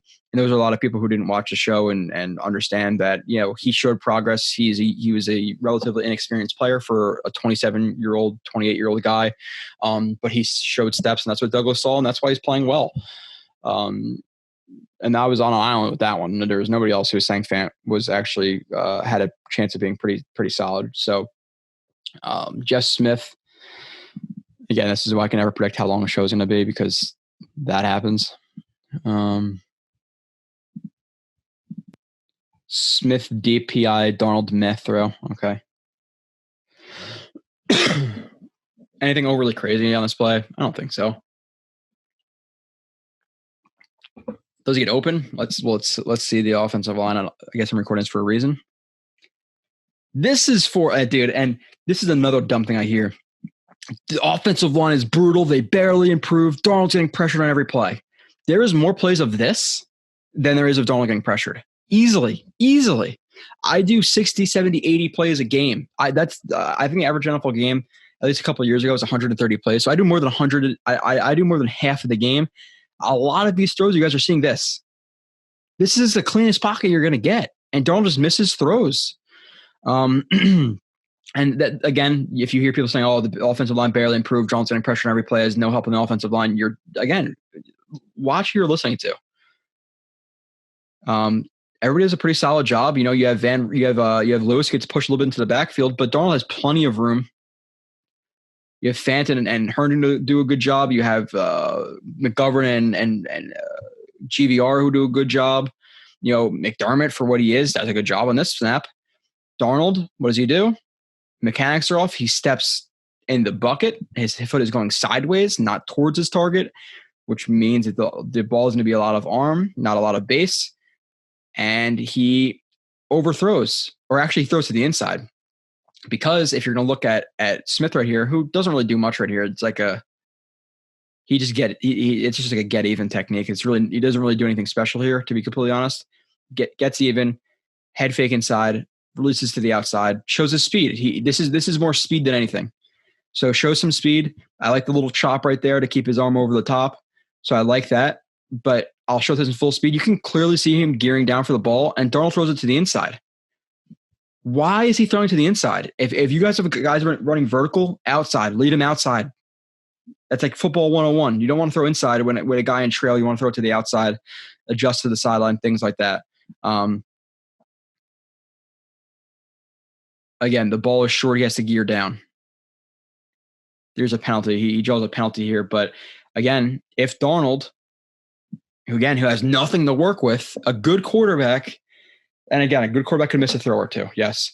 But a good quarterback, this is a touchdown. So don't give me Darnold has nothing to work with, nobody's open. In the NFL, this is open. There's plays I'm going to show of Darnold that are open. So people are saying he's no help. What is Juju Smith-Schuster open with 5 yards better than Vincent Smith or Jeff Smith open by 5 yards? And this isn't 5 yards. I'm saying, with other plays. So what is it? Madden? Does Juju Smith have a red flashing light on his head when he's open, where Smith doesn't? Maybe, yeah, he has guys that trust on third down to throw the ball up. Sure, that helps. It also could hurt, especially a guy like Darnold who's been locking onto his first read. So is he going to lock onto a guy like Juju and force balls to him? I don't know. Is Darnold going to be here next year? I don't think so. It depends on how the Jets feel about. Obviously, if it's Lawrence undoubtedly. You cannot skip on Lawrence. That argument's over. It's been three bad games and one okay game against the Niners. I don't see Darnold. If Darnold comes out and lights it up in the last 12 games, yeah, you have an argument. But I really do not see that happening at this point. So now it depends. Let's say you don't finish the first pick. How much does the new head coach like Lance? How much does he like Darnold? How much does he like Fields? But there will be reviews of all those guys. People have already been asking me, hey, can you do this guy? Yes, those will all come in the offseason. Trust me, the quarterbacks of the Jets are drafting quarterbacks will get broken down to an extent that's probably overdone on your guys' lot. Like Darnold did like 120 plays. Like you're going to see plenty of the quarterbacks. But it depends on those guys. But they also they honestly have the leg up for two massive reasons. One, they haven't learned the bad habits that Darnold has learned. Two, rookie contract versus having to sign Darnold for $25 million. And three, you can even say that they have less mileage on their arm. Say what you want about Darnold being 25 or 23 years old. He has 5 years of starts on him. He's had some injuries and he's throwing plenty of balls. So it's not like his arm is that of a guy who's barely thrown anything. He's been a starter since he's been young. So yes, he has some wear and tear on that shoulder. Not a lot, but it's there. So I just want to show this again. I know I went off a little bit again. It's been happening in the last couple of minutes, but you can clearly see Smith geared down right here. If anything, again, you want to see this ball outside shoulder, him adjust to it, and throw him open and throw it away from the corner, not throw it inside where he's to gear down where you can get the pass deflection. So bad ball by Darnold. Smith was open for a huge touchdown right there. If you let him, and if you caught it, you never know if he was going to catch it, but good play by Jeff Smith getting open. It's he doesn't get hit. So 49 play I like a lot from Jeff Smith. We'll show some other stuff with Jeff Smith too in Darnold's section of the review. A lot of spot concepts from the Jets where they have the snag, and there's variations of spot, but a lot of the snag flat, which could be a wheel, comeback curls, which is that triangle read it gives Darnold. So a lot of spot concepts from Gase. He runs a curl. Let's see the actual the route looks okay. It doesn't look like he's overextending with that stop step, but his body's a little bit too straight up right here. So I'll let him stay a little bit more over top of that and drive his knee through his chest. So he's a little bit too upright. And then I will say that, so you have stop, break, drive. Yeah, his second stop step, again, he's leaning out of it a little bit. So he's not committing fully to his break like he should with that footwork. And he starts to lean out of it before he's coming out of the break. So he could improve that route at the top of it. What do I like? I like the fact that he's not a sometimes I wish that I knew that there's no kids watching the show. I wish he wasn't at least he's not a B word. He's not a pansy, and he actually attacks the ball like a receiver should. That's how I'll say that. Yeah, that's how I'll say it. But he attacks the ball like he should, comes back to the ball, catches it with his hands, tucks it, turns upfield, and fights for extra yardage. Look at him. Hand in the ground, reaching for an extra yard or two. He's showing effort. Holy shit. So offensive line, again, McGovern, I think, improved this game for me. You have Fant, who had I believe he had no pressures in this game, who does a good job. 45-degree set, drag hand, throws his hands with good timing, good base, locks up 59. Good job by McGovern, who throws his drag hand. Lewis handles the I think 98's Pecco. I think he's still on that team, but he sees 96 potentially penetrating the A gap. He drops his shoulder and air quotes hammers the 96 or plows him, whatever you want to call it. Hammer versus plow is a little bit different to me, but I call this a hammer when it's not a full commit. Plow is a full commit. So he does a good job. Again, Darnold has no – and this is why I said on Twitter I'm going to start posting stuff of Darnold and the people who are completely defending him. I'm not trying to crush the guy, but you need to be fair. So there's the defenders out there who will say it's all Gase. Okay, well, Gase has guys running open and he doesn't hit them. The pocket's clean. His footworks are bad and he misses throws. So, again, another throw I'm showing. How clean is his pocket? This is night and day from last year.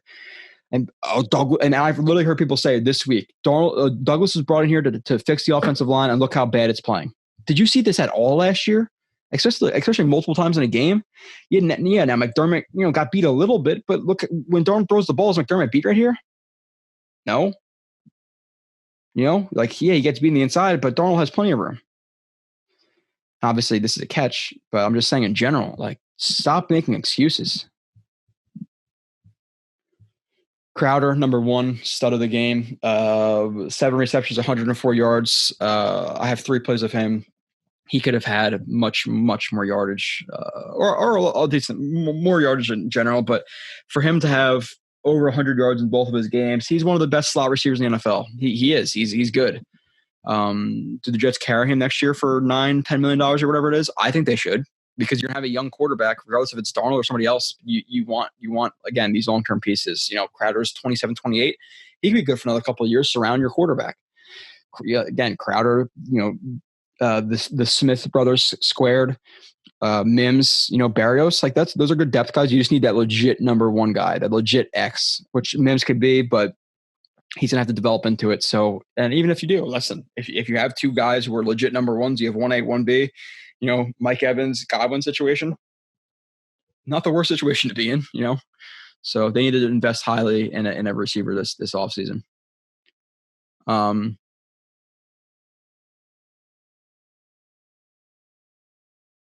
So you have another one of these China concepts, again, something I brought up a couple times with the Jets. They do like to run these ins and they come back, which is a smash variation called China. This is like a comeback out. It's more of like an out actually, but still works the same way. Darnold trusts Crowder to get out of his route break relatively quickly here because Darnold does start to throw the ball before he's out of his break. So good job with the timing of this from Darnold. Good job by Crowder attacking the ball, catching the ball. Let's see the route. Stems vertically. Obviously, he's creating separation to the sideline. I want to see him hold his line maybe a little bit, not widen out as much as he does, but it's okay. Route break, stop, break, drive, line.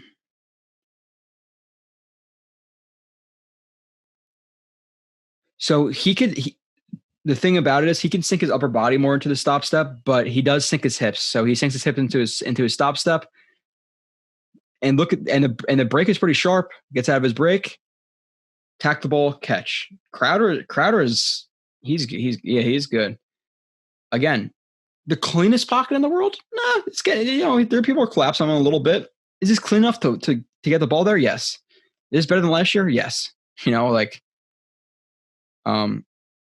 Also good Connor McGovern block right here, which I noted, but his eyes are good at this point because he feels that 96 right here is not trying to win this rep. He feels I'm trying to pull him out of this A gap and widen the A gap. So as soon as he feels that, this is where he's been struggling a little bit with like the communication with the guards, like things like that. Like the Colts game, I thought he was definitely injured.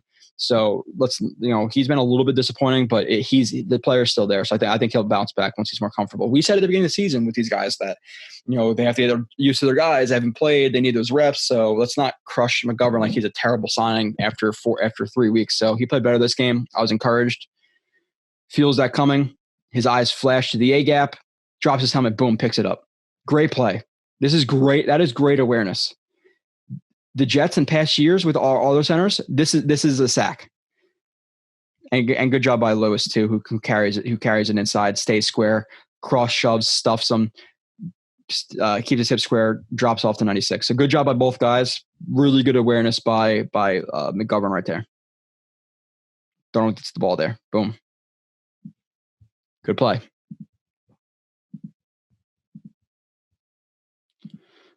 43-55. Not gonna remember 55 after this play. Crowder route adjustment and catch. Okay, you have the switch release right there. He runs a deep over, which I don't necessarily love this these route concepts. Are this one at least? I'm fine with this route here. They run a sail concept, but I don't like the double flat right there. I think you're condensing a little bit too much. These guys are a little bit too close for me, but that's a little bit of a criticism. But you have Crowder who runs the deep over. He starts to angle off towards the sideline, and you're going to see him check the sideline. He sees that the DB is getting a little bit flat-footed, so he doesn't want to try to cross his face. He's going to match him. He adjusts his route. He gets vertical, and Darnold trusts him and throws the ball up. It's a good route adjustment. He breaks vertical again because of that defender right there, and makes the catch. Let's see everything else. Fant, 45-degree set, gets his hands on. Looks like a pretty good block to me, right? He's giving Darnold some room, for the terrible signing. Whatever. It's funny. Like I try to put out this stuff, and I know a lot of people like do interact and watch, but then people who clearly don't because they're like, oh, he's awful. All right. Clean pocket. Listen, did Lewis, let him push the pocket a little bit? His defender, yes, but when he's throwing the ball, pretty damn clean, right? Look at that room. And again, these are a lot of the reps for people this is for the people who say, oh, he has no help and his offensive line's terrible. I don't see it. What are you seeing? I think you're just going with the false narratives that people are making because they don't watch film. They don't know what they're talking about. And it's the easy thing. Oh, no weapons. Nobody's open. The offensive line sucks. No, that's why you're being a biased Jets fan. Throws the ball up. Trust Crowder. That's just his trust throw. Again, good route adjustment from Crowder. Good eyes. This is where you talk about like guys finding the soft spot in zones. Route adjustments, like good. There's receivers who do not do this. Looks back at Darnold, sees he's in trouble. Sees this guy flat-footed, clearly adjusts his route because of him. He gets vertical, looks back to Darnold, tracks the ball, and makes somewhat of a circus catch. Obviously, you would like to see him attack, get this ball into his, catch it with his hands, but he got a little bit lucky here. It hit the guy's forearm, and he's able to cradle the ball in there and pull it tight to his body and rip it away. And brings it in with his hands after that point. Well, actually, it's his forearms to his hands. rips and he rips it out. So awesome play. By the way, I did remember 55. Last play of Crowder. Then I'm going to get into a good amount of Darnold from this game, which I think is important for evaluating if this guy's going to be the future of the franchise at quarterback. Crowder, great route. Okay. Oh, yeah. Yeah, this is what you want to see. What is that? Was that third down? 3rd and 2. He runs a slant.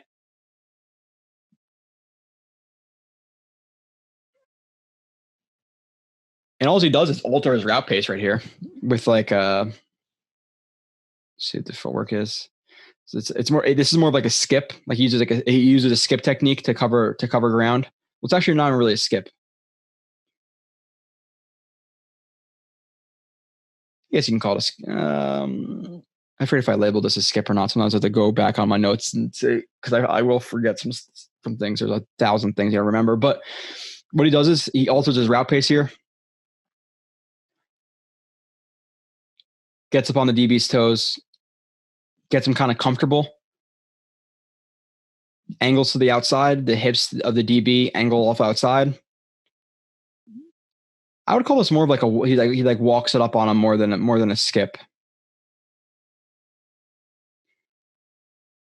Hard plant outside, drops his hips, fakes with his head. Right arm comes over top, punches over the containment like punch of the DB. Looks back to Darnold. Darnold sees him, throws the ball, catch on 3rd down. It's watching full speed. Great route by Crowder. Awesome job. Creating space to the inside by stemming to the outside. Getting him comfortable, walking up on him, skipping to him, and then exploding inside. Good job. Moving on. Here we go. After the Darnold segment, I don't have a lot. Like there's a couple more plays to talk about. We'll talk about some other things a little bit. We'll go over the Cardinals game. I'll give the rankings, the standings that we have for the pick'ems with our 6-7 dudes, whoever we have in there, or how many we have. But I didn't have a good week, by the way, and pick'ems had a bad week. Bad from the offense. I start off with Darnold. Again, this is relative to expectations. If you're going to watch the ESPN highlights and see the throw or two that he made, even in the Colts game, the scramble, the touchdown to Barrios, you might say, oh, he has no help. He, all this stuff. And you didn't watch the film. You didn't see the guys running open. So yeah, he had the 49-yard touchdown run. He had some nice plays for sure. I'm looking for consistency from a snap to snap basis. Did he have that this game? Not at all. So he gets a negative. It wasn't a positive game for me. I said at the beginning of the season, and especially after week 1, I need to see a lot more of the positive games, a lot more of the consistency from Darnold for him to be that guy. So for him to be inconsistent for another game, regardless of how high the highs were, the lows are still low. That's why I get a negative grade for me. So he has, let's see how many plays here I'm going to do. 1, 2, 3, 4, 5, 6, 7, 8, 9, 10, 11, 12, 13, 14, 15, 16, 17, 18, 19, 20, 21. So we're going to run through them pretty quick. I don't want to spend all day on Darnold, but 21 plays is going to take a couple minutes. So let's get into it. The first play of the game, read leverage, fant block. Okay, so good play. Seems to be this is a good play. Again, it's just consistency from a snap-to-snap basis. And this is a play that he actually did not make earlier or later in the game. So I didn't even realize I had that. So there's a play in this game that I think is the exact same route concept that he does not throw this ball with the exact same look from the defense. So why is it not consistent? I don't know. But what happens here is he does a good job reading the leverages of the defense. This defender's matching the flat. This defender's hips are open to the inside. This defender has outside leverage on the curl on the stop. So he sees that this guy he's carrying the 3 threat, and he throws it to his 2 threat. I would like to see the ball out a quarter of a second earlier, but it gets there, hits Hogan. I believe it's Hogan. Good play. Fan has a good block. his threat initially is the linebacker. The linebacker widens. His eyes go to the interior. Jump sets him. This is like a, what do they call it? Like a kick, like a kick jump. There's terminology for that. Again, I can look it up on my phone, but I don't pause it from snap to snap. I think it's like a kick jump. It's not on purpose. It's just that his eyes are here first, and he sees the threat, so he's going to jump him because he has help from the Van Roten inside, so he has a little bit of flexibility to be a little more aggressive. Boom, hands on, matches him. Boom, hands on. Great play from him. Darnold, good job getting the ball there. I'm okay with that play for sure. Good job bringing the leverage, getting it in there. Give him credit for that. Again, I'll give credit where it's due. Missed throw with Doga injured. Okay.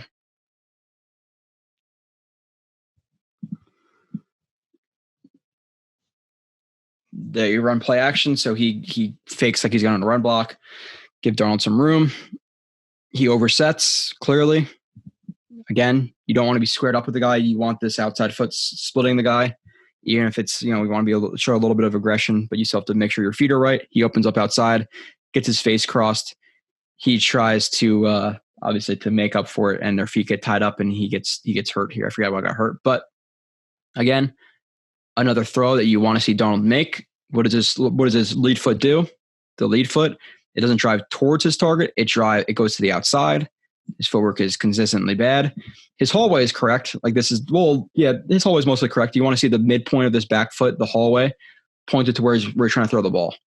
Shoulder pointed, hallway pointed, left foot leading your body, the upper body, or lower body disconnection.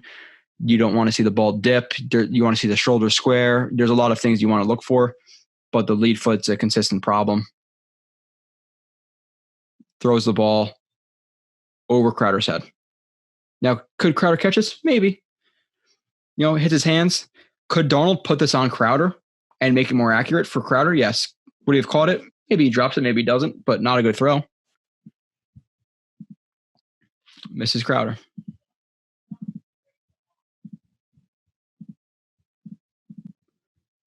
Darnold scramble, clean pocket. Okay. Cleaner pocket.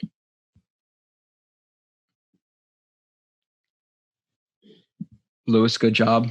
Left hand inside. Gets swiped off, left hand still inside.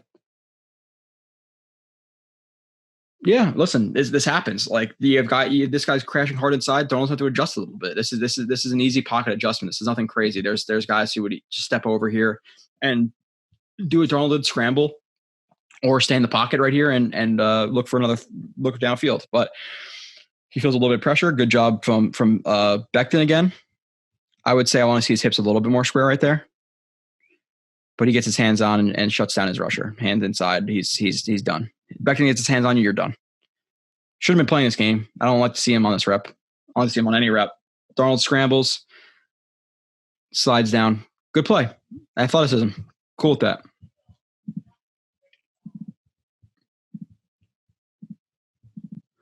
Darnold missed Berrios. Okay. Play action. It's like one of the better play action fakes they've had. He actually almost puts it into Gore's gut. They don't fake play action very well. Quarterbacks do have the flexibility of pulling it out early, depending on if they're seeing a pressure look, things like that. But Darnold always pulls it out early, and that's partly because of what he was dealing with the first 2 years of his career. But he needs to start to recognize he has a better offensive line. Clearly, again, pretty clean pocket, right? This guy squeezed it a little bit, but still plenty of room. Good job by Van Roten. Again, he's been not great, or he's not good. He's allowed pressures and things like that. He hasn't been absolutely awful, and I think even he will improve a little bit. Gets his hands on, rips him to the ground, traps him to the ground, whatever you want to call it. Jumps on top of him. Everybody else is doing a good job blocking. Clean pocket. Darnold sees Berrios deep, misses him. Listen, and when he's going to throw this to Berrios, he's seeing that this linebacker is dropping vertical while Berrios is working towards the sideline. So he knows he has to throw with anticipation. So good anticipation throw to throw this. But again, look at his lead foot. His lead foot is pointed towards the sideline. more towards the sideline. So his feet are not in sync with where he wants the ball to go. He throws the ball too far outside. Should this be completed in the NFL? Yes. Should Barrios have to make a diving attempt at it and you didn't get a hand on it? No, you just need to put this on Barrios. Just put it a little bit more inside. So another missed throw. See what I'm saying? The missed throws, like these are those two. The one I already showed, the Jeff Smith, Crowder, and Barrios right there. Good quarterbacks hit. Now, do good quarterbacks miss sometimes? For sure. As consistently as Darnold does, no. And this is where are you going to blame Gase for Barrios being open, for Jeff Smith being open, for Crowder being open for the middle, and Darnold not hitting it? Like, is that his fault?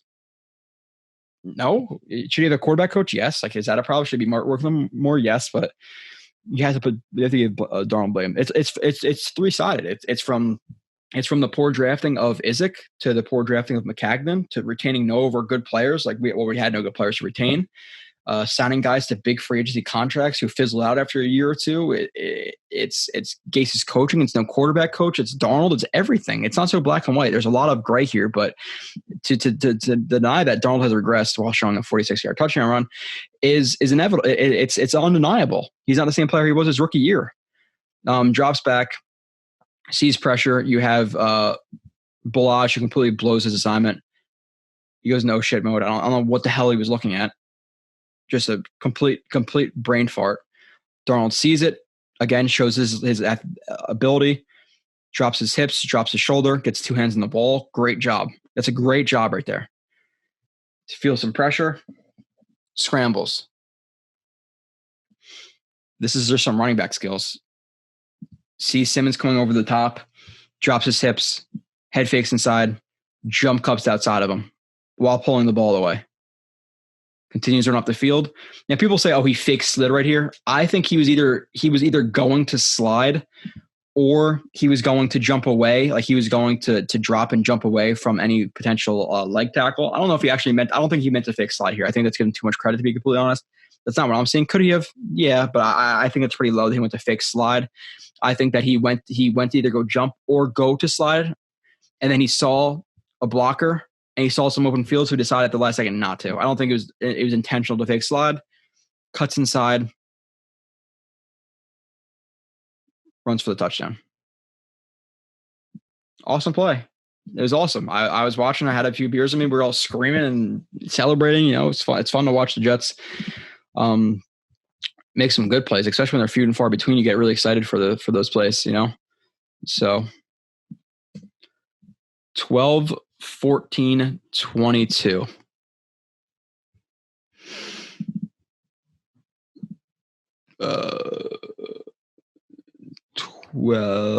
Okay.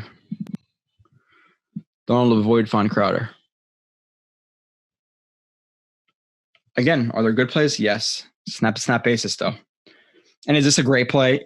Yeah. Let's, again, I'm fair in all my assessments. This is a good play athletically, but in terms of like mental processing, things like that, not really. Herndon sets too far outside, who, by the way, who's been actually a really good blocker this year. This is a blown up block by him, but overall, he's been pretty good. Offensive line here, all does a good job. You have the TT here. Van Roden cross shoves, stuffs it to McGovern. Hip square, picks it up. You have Fant on the right side who picks up his block. Becton stays inside, picks up his guy. Darnold sees the pressure. Again, pulls the ball away, two hands on it. Sees Crowder on the comeback, stop, whatever it is, open, throws the ball, first down. Positive play from everybody. Minus Herndon. Herndon didn't have a good play there. Wrong one. Missed open wide receiver. Okay, this is a play that's frustrating to watch. Play action. You have a stop, and again, ton of protection here. You have two routes. This is the people. They should throw more blockers in for Darnold. Well, yes, one, that helps them. Two, it gives them less things to read, so that's also another help. But two, now you have more people. You have less people out in routes, so if people aren't getting open. Now you have even less options. But on this route, you have Cager who stems vertical. breaks inside on the dig, not the best break. It's very rounded. But is he open? You tell me. Is this rocket science? Plenty of room. For the people who say this is covered because it's linebacker, this is your first time watching film, or your IQ is very low. One, the window is here between these two guys, and you can float over the top. Very easy throw to make in the NFL. Should be hit 10 out of 10 times. Darnold, for whatever reason, and you will see that he looks at it, does not throw the ball. Why? For what reason are you not throwing this? Easy first down. He catches the ball. This guy gets blocked. Maybe he breaks a tackle or outruns this guy, breaks a tackle, it's a touchdown. You never know. But this is for nobody's open. Nobody's open here? In a best Billy Madison voice I could do. I don't want to do it, but really? Interesting. I guess if this was Juju Smith-Schuster, he would be even more open again. He has a flashing red light over his head to tell Darnold to throw this ball. He's open. I don't know. And now on broadcast angle, you see that, Darnold didn't throw the ball. He's looking deep. No protection. He got sacked. The Jets suck. Their weapons suck. Okay. Do their weapons suck at times? Yes. Has Herndon sucked? Yes. Do you want Cager, Barrios, Hogan taking extended reps over the last few weeks? No. Has Darnold missed them when they're open? Yes. Those are the answers. Play action. Looks right. Looks left. This is the only thing left. He's looking at it right now. Passes. Why? There's no reason to pass on that. Clean pocket. This is clean.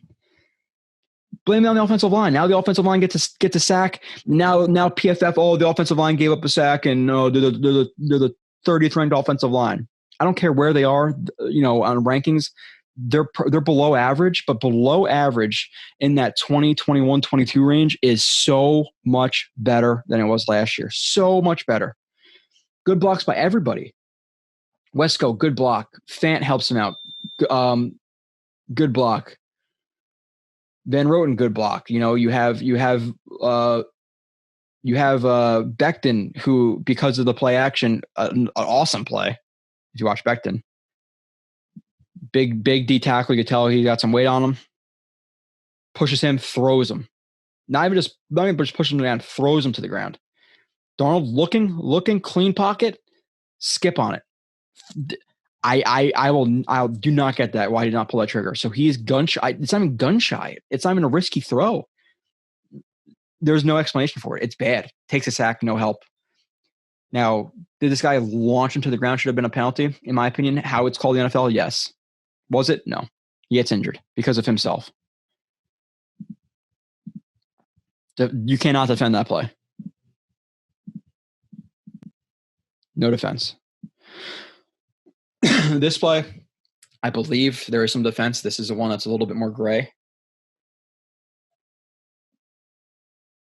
I think this one's a little bit more gray. Drops back. Again, the pocket's not as clean as it was on this one. With the pocket not so clean.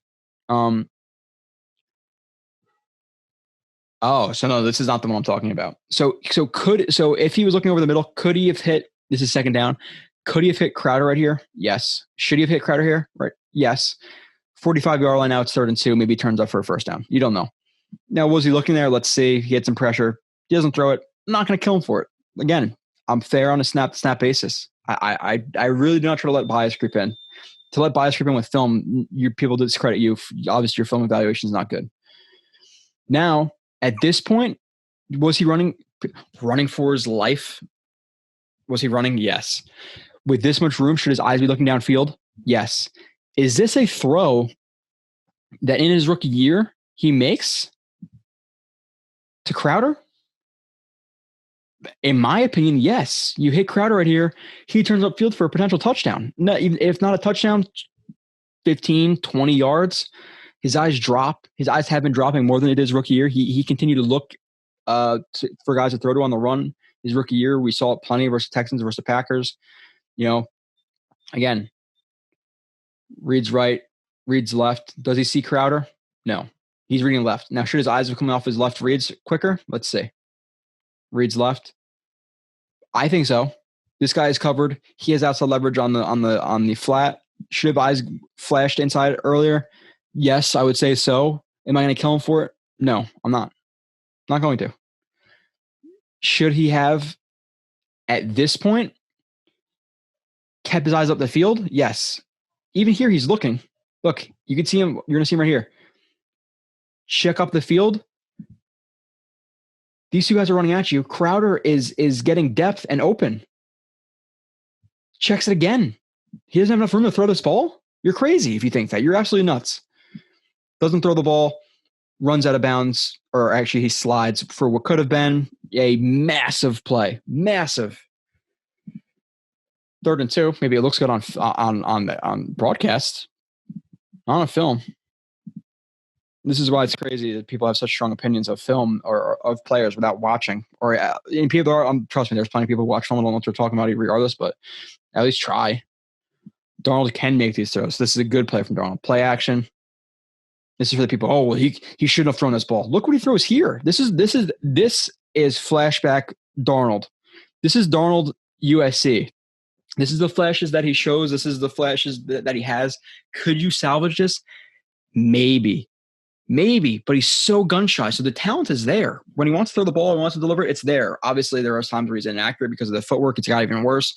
Gun shy. We saw plenty of plays. Last play, the dig to Cager, etc. This is still there, but it's just, can you salvage it? I'm not sure if it's gonna be a full-time player. But again, he sees the depth. He trusts Crowder to run this guy to be open on the sideline, and don't say, oh, well, yeah, the trust factor. He didn't trust Cager. Okay, well, Cager, being open over the middle, you have to hit him. You have to. You can't say, oh, now if you say trust, he doesn't trust the guys and throwing jump balls. Yeah, fine. But you see a guy who's open, you have to hit him. So on the run, tighter window, has to be more accurate throw. Does he deliver? Yes. Look at that. So don't say, oh, we could have thrown that ball to Hearn on the sideline or any of these other throws, because he has the ability. That's beautiful. Great play. Play action, doesn't really sell it. Whatever. The blocks. Overall, pretty good. Lewis picks up his guy again. I don't want to go like frame by frame basis. If you want to see some of those reviews where I literally go frame by frame, where it's leverage and hands, which I do a lot on here too, but drag hand helps out. Lewis scans the linebacker. Linebacker doesn't threaten, so he knows he's probably in man coverage on Perrine. Now his eyes flash to the opposite side. He sees the TE stunt coming. Sees 59 looping inside, drops his shoulder and probably would have trucked him. Well, maybe not trucked him over, but gets his hands on him and lays the hammer. Darnold scrambles. He feels some pressure from that stunt. Okay, fine. Sees Crowder. Perfect spiral. Or no, sorry, not Crowder. Jeff Smith delivers the ball. Boom, catch. Good play. Definitely a good play.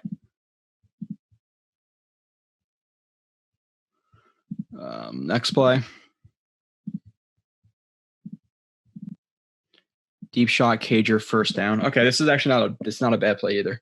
Again, was this a bad game? No, but I'm talking about like plus or minuses in terms of him being the guy moving forward. He has flashes for sure. Reads the left side, reads the right side, sees Cager with leverage inside and a little bit vertical of the outside guy. Now he has to be careful because the safety is drifting over, so it has to be more of like on a rope, and if anything, not on a rope leading to the outside. The ball is a little bit off. It lands to the outside here. I want to see a little bit more vertical, just a little bit, just a tiny bit. You don't want to put it too far. Obviously, too far inside gets picked. So I think he puts the ball a little bit too far outside. He's a little bit off. But I like the aggressiveness to take this deep shot. That's the point. These are balls he needs to be throwing. Like there's times, you say you need to be less aggressive. Yeah, rolling to the left, throwing a ball over the middle into triple coverage. Yes. Here, he has the room to take the shot, here. He takes it. It doesn't connect. Okay, it happens. See, trying to be fair. That's fair. McGovern again. Everybody does a pretty good job. Fant completely runs his guy up the arc. I think he leans a little bit too much right there, but he's able to recover, get his hands back on, match him. They pass off this twist. You have McGovern, who keeps his eyes active.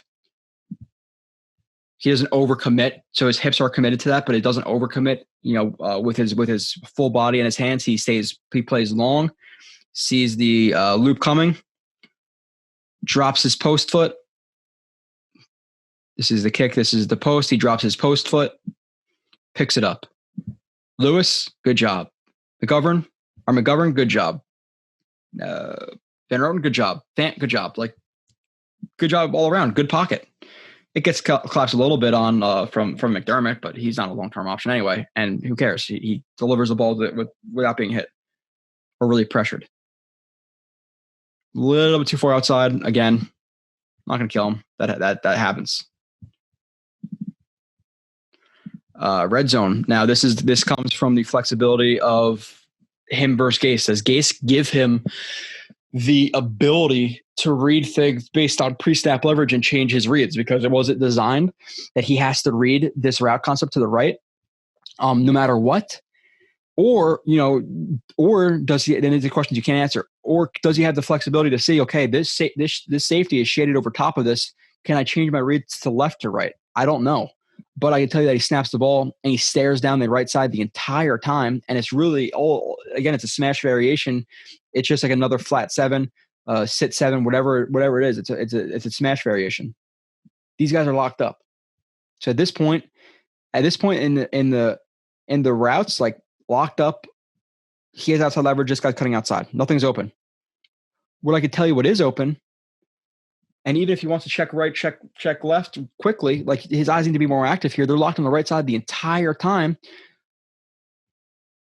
He gets pressured, rolls out, throws the ball out of bounds. Let's look at the left side. This is for, again, nothing's open, people. You have a jerk route, whip route. It looks like more of a jerk route because he sits. So I'm going to say it's a jerk route. Jerk route. His hips are open to the inside. He hits Crowder to the outside shoulder right here. What happens? Crowder catches the ball to his outside shoulder. Putting to the outside shoulder gets him on the run. He turns upfield, touchdown. You have this DB safety, whatever he is, commit to the flat. You have Jeff Smith right here. Can you throw this corner out in the NFL? Can you lead this to the tip of the J right here? Yes. Are either one of those balls thrown? No. Are his eyes locked on the right side for too long? Yes. Does he have the flexibility to read left or right first based on pre-snap alignment? I don't know. Something I can't answer. But I can tell you that these routes are open.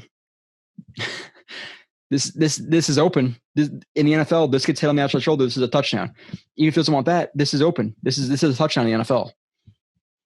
No help. Nobody's ever open. And again, I'm coming back to coaching and Darnold in this play. It's both. Blocking's pretty clean. There's some pressure, but Van Roten gets his hands on, carries him up the arc. They pressure him a little bit, and this is going to happen in the NFL. But if his eyes weren't locked the entire time, right side, see pressure. If he was to see right side, read it a little bit quicker, or again, just at pre-snap, what would he see if he looked left? Crowder, outside shoulder, inside leverage. He turns up. Look at the DB. Is this covered? Come on, man. What was that play? 25. All right, let me reset here. Getting through it pretty quick with him. Play 30, 31, 37. 30, 31, 37. Hit Crowder deep. Okay.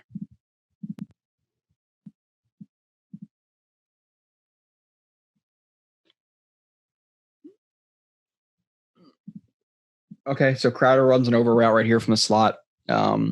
Broncos run zone, at least seemingly zone. Yeah, either zone or this is terrible coverage, but it looks like zone. Honestly, it could be cover one hole though too.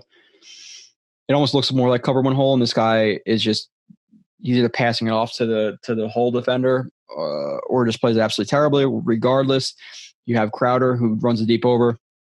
Darnold hits him. Now, is this an open throw? Should he hit this every time? Yes. Crowder turns up the field and runs. Now, what I do like from Darnold is this, like I said, when he's reading this, is this overly complex to read? Like, he could hit the flat right here. He doesn't want that. He wants more yardage, second down. This guy's over the top. This guy's over the top. So his options are here and here. So his eyes should flash here, go to there. So now when his eyes go to the middle, is this an overly complex read? Is this an anticipation throw? No, not really. This is a pretty generic throw. Hits him. What I do like, I believe he climbs the pocket right here, right? Yeah, but even if on this play, like, does he still look uneasy? Like, people will give this a lot of credit for this, for running up and stopping and then delivering the ball. Well, one, just general accuracy, so he should get that every time. But he's still uneasy right here. Like, he gets a little bit of the flash of pressure from the outside, but he can just slide a little bit outside and step up, or just step up a little bit. But I want to see him be more under control right here with his body. Like, he sees the pressure and basically tucks the ball and sprints upfield. Like, you see how uneasy that footwork is? So people will give that credit in the pocket. This is not a positive pocket play for me. There's too much chaos right here from him. Just hold on to the ball. You see the pressure come from the outside shoulder. Just hitch up, slide up in the pocket. You don't even got it. You don't even got to shuffle over, but you could shuffle over and slide. He doesn't do that. He runs up and then sees him and then fires it. So it's like a little bit too uneasy right there for me, to be completely honest. He overreacts to this pressure. Now it's there, but again, I'm being fair all around. Hold on, I gotta check something. All right, moving on. Where are we at? Play 30. Did I already do this one? Hit Crowder deep. Yes, I did. So 31.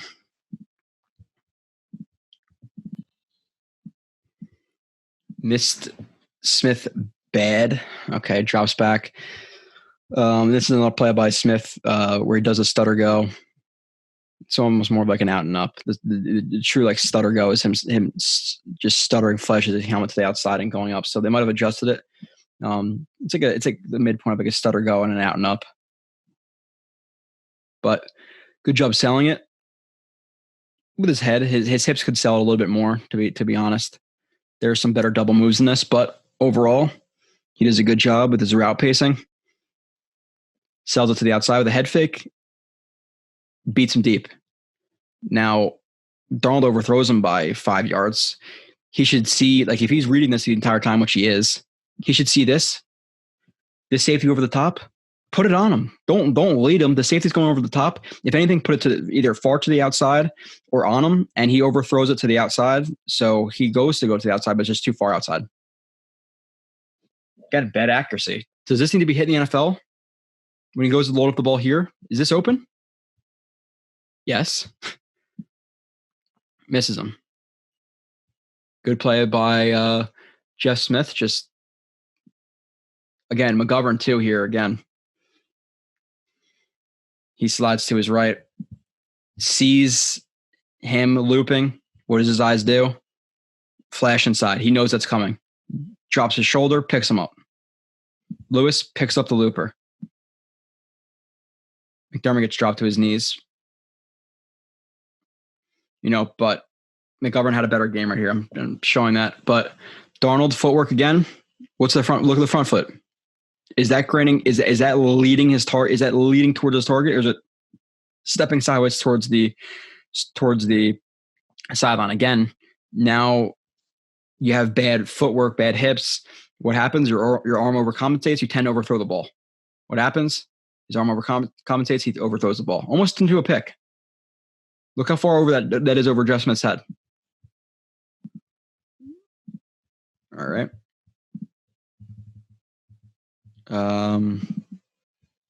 Okay, hold on. I'm getting a little bit lost in where I am. Okay, 37. 37. We have less than 10 plays left on Darnold. Then we're gonna run through the rest of the film pretty quickly. I think. I always forget how much I have left. Darnold forced to Gore open over the middle. So this is the wheel route to Gore. Pretty sure, yeah. Again, is this his only read? There's no way. Should it even be should this even be thrown out here? No. Why? Like, listen, I don't like Bellage, but Bellage has a lot more speed than Gore. So does Pirine, and Pirine has good hands. Why is Pirine not on this route? Why is Gore running a wheel? Why? And again, this is who is it? Darnold or Gase? Why is Darnold reading this first or second? It actually looks like this might be the first read. Second read, and his eyes never go to the left side. His eyes never leave Gore after he gets locked on him. Is this open? Why is his eyes locked? Why does he throw this ball? Guy's over the top, and he's going to throw it over the top. For what reason? It's not even close. You know what I do say? For a guy who doesn't deserve, people literally blame Hogan like he doesn't deserve to be on his team. For right now, he does. He's a fourth, fifth guy, decent backup. He was open in the Colts game on the over route. Darnold missed him. He's open here. Darnold missed him. If his eyes go inside or ever to the left side right here, what is this? Why is he staring this down with a clean pocket? Now, if anything, clean pocket, you see this leverage, check the left real quick and then go back to it. Nothing's going to change. He's not going to sit this down. He's not going to break outside. He's running the wheel. It's a vertical route. It's not going to stop. Now, if this was like a stop or an out, then sure, throw it, I guess, on third down. But I can tell you that Hogan is running on the first down yardage and is wide open over the middle. I can tell you he's not hit or even looked at. It's Hogan. Instead, we throw the wheel to Gore. What? Look at his eyes actually drop back, read the safety, and then look at Gore the entire time. Reads the middle of the field, looks at Gore. Again, this is a pretty clear picture, people. Why does his eyes never come off? Check it. Read it. Get to your hitch. Climb. Read the left real quick. Then go back to the right. His eyes never leave the one side. It happens all the time. Either be the first read or the field side, boundary side. He never checks the backside. Pretty damn open. 40. What is this play? Darnold misread, misthrow. It's not the consistency. So he had those couple of nice plays, but this is the play I was talking about before. Do you remember the play I did that was almost identical to this? Literally, it was identical. It's literally the same thing. Outside linebacker or the linebacker carrying the flat. This guy's hits open to the number 3. The outside receiver or the outside corner being way too far outside with this guy running the stop. What did Darnold do last time? He hit this. What does he do this time? He hits the flat, or actually he misses the flat. Why does he not throw this ball to whoever this? I don't know if it's Barrios or Hogan. Why does he not throw that? Again, keep this picture in your mind because I'm going to bring up the other play. Carrying the flat, hips open to the inside, far outside. Right? It's about consistency. They run the same concept. Darnold misses the flat. Reading the right side the entire time. Nope. Thrown to the flat and I miss it. Now, I didn't plan to do this, but that's literally I thought it was really similar to the other one, but this is the same exact thing. Read, leverage, fan block. This is the first play of the game. Read, leverage, fan block. Okay, ready? Is this the same exact thing or is this not the same exact thing?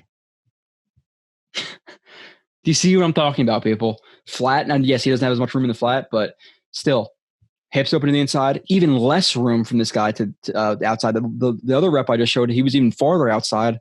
What does Darnold do? Reads the leverage, throws it to him. Now, does he not throw this because, the flat's not open? That's my first read.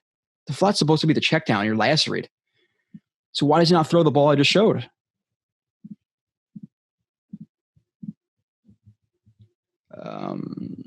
Misses Smith over the middle. Again, look how many misses there are now. Not how you win. Misses Smith in the middle. If Darnold was good this game, we win this game. Again, drops back, and let's see where his eyes are first. Drops back, checks the right real quick. Then he's looking at the left side the entire time. Look, right? Is he looking at Smith? I would say so. Should he be looking at Smith at this point? Yes. Yeah, 1,000% he's looking at him. Why does he skip on Smith? Now I'm going to show you this from this angle. Why does he skip on Smith? He's reading him. Does he see the safety over the top? Does he have to float this ball over the top? Or can he just put the ball on a laser directly on Smith? And now it's a freaking, let's say it's 3 yards at the 45. 8, an easy 10-yard completion to Smith right there. Put it right on him. He's wide open. Instead, he passes on that for whatever ungodly reason, and he's going to throw the stop route to a guy who has a DB right on him. The DB is on him. Throws it, pass deflection. Nobody's open. Nobody can get open. He had to force this ball. He had to squeeze it in there. He tried to make a play here, but it's just it's nobody's getting open, and this is the best he has to work with. Nobody's open. Nobody. Come on. Bad play, man. Good job by Fant. Scans. Linebacker drops in the coverage. Eyes go inside. Gets his hands on. He gets his hands on, so Van Roten goes to help McGovern, which he does so. Lewis locks up his guy. Good job. Lewis, like I said, he's doing better this year. This is probably his worst game because he had a penalty. He had a couple of pressures allowed, but he's definitely better this year. Clean pocket, right? This is pretty damn clean. He skips on Smith, open over the middle. Again, who's looking at Darnold. It's not like, he wasn't looking at Darnold. He wouldn't have expected the ball. No, he could have thrown the ball right here to Smith, and it would have been an easy completion for a first down. It's mind-numbing. This is why people, we get the first pick, trade down and build around Darnold. Can he be salvaged? Yes. Again, I said this on the live stream, and Kyle brought it up as a good point. There's been 2 quarterbacks who have been as bad as Darnold, both statistically and on the field, who have bounced back this late into their career. Alex Smith. Can you win a Super Bowl with Alex Smith? Sure, if he's on the Ravens, in 2000. But him carrying the team, no. Drew Brees is the only guy who really turned it around. How many quarterbacks have won on their second contracts? Peyton Manning with the Broncos when his offense was absolutely stacked, where they built it for 1 year, 2 years. Tom Brady, who took a cheaper contract. Big Ben, Aaron Rodgers, Drew Brees. Elite, elite, elite, elite, elite. So you have to bank on Darnold in a second contract being elite and be able to build around him. Or you restart with a new rookie contract.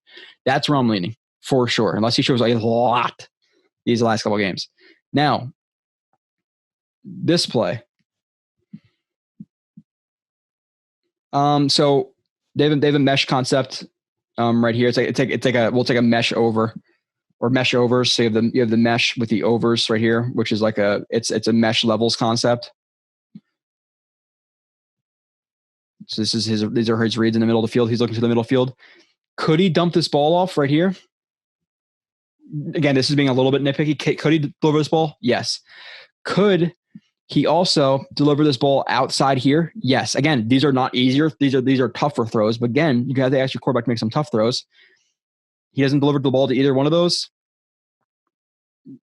Pulls the ball back down. Again, this guy with this guy serving over top, this had to be a really nice touch pass over the top. So this is a little bit harder of a throw. Albeit, like I said, I'm being fair. This ball should have been delivered here, though. Ghost sack. Ghost sacked him. Again, I want to be fair. If you've been watching the show and you've watched all the shows, if you listened to me since Jet Nation, if you've been listening for that long to me, then God bless you. If you've been watching since I was on TOJ, that's what I'm saying. I've done like 100 shows of film, like probably at least 100 shows of film. I was really high on Darnold. I thought he could be a top 5, top 10 guy, but this stuff, he's reading the middle of the field. He's reading Crowder right here. He sees guys following it in man coverage. He knows that Crowder has room and this guy's carrying. Unless the guy drops off, then you throw to Smith. But Crowder, when he's reading him right here, he's reading Crowder the entire time. Does Crowder have leverage? Could he fit this ball in on third down at the 19-yard line? Is he so close that he cannot whip this ball in there? No. In no way he is. Then he stumbles and takes a sack, and this is the stuff I get sent on text with Giants fans. I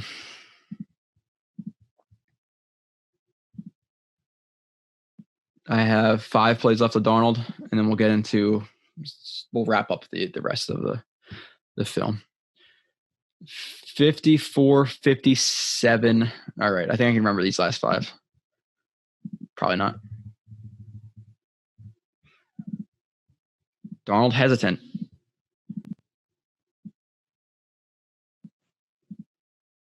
Okay, this is the little and I know Saban did a breakout on this too. I saw this as well. You have this you have this stick flat right here, just a sticks concept. You're not going to throw this. Obviously, he's running a hitch a stick, and he's all over it. Now it's 3rd and 3. This DB is playing off with inside leverage. He's breaking towards the flat. Trust your receivers or not, put the ball on his outside shoulder and let him turn up for 1 yard, and it's a first down. Is this covered enough for him not to get 1 yard? You see what I'm saying? Like the little stuff based on pre-snap of him playing so far off, and he's running into the flat. Throw the ball now. Well, a little bit, maybe like a quarter of a second after that, but throw the ball now. Right to his outside shoulder. He catches it. He turns up. He gets the first down. At the minimum, he gets the first down. Maybe he breaks a tackle and he runs for a freaking touchdown. Darnold doesn't pull the trigger. He stares it down. Nah. Oh, I'll go to my left side now. So he either throws the ball now, or at this point, you can't throw this ball. Or if you're not going to throw this ball, don't throw it. Look to the left side. So we'll go through your reads quicker. Again, deliver the ball here or go to your other read. What does he do? Continues to stare it down for an extra second. If he doesn't like this for whatever ungodly reason, again, you go to the left side. What do you see on the left side? If he was reading left to right first. Left side, you see the corner blitz. Now, it's man coverage. They're capping the slot. They're capping him. Guy underneath, guy over the top. They're capping him. So capping should show the potential of a blitz. Right? Right. So we should be aware of this if he is reading the left side first. He doesn't see the cap. They blitz. If anything, this is even an easier first down.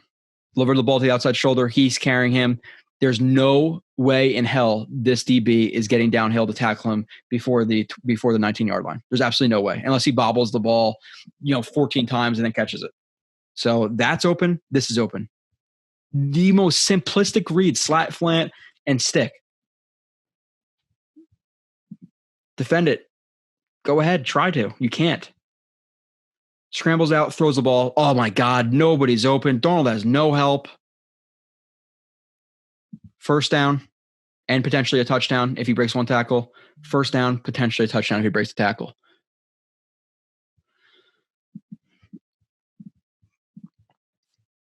Oh, sorry. I think I have 6 more because I marked 2 as 54. Okay, that's my screw up. So I have now it's 5 more.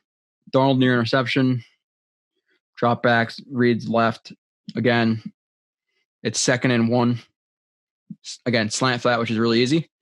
What should he do right here? He sees this guy carrying. If he does want to throw this, fine. I get the throw. Based on leverages and this guy working over the top, and he's going to take an angle to cut off the receiver, where should the ball be? Back hip. Back hip. Let him work. Let him work. Adjust his hips to the ball. Catch it and sink. What do you not want to do when a guy's working over the top like this? Lead him. You want to lead him to where they're both running to. You want to throw it so he sits down, catches the ball. Almost a pick.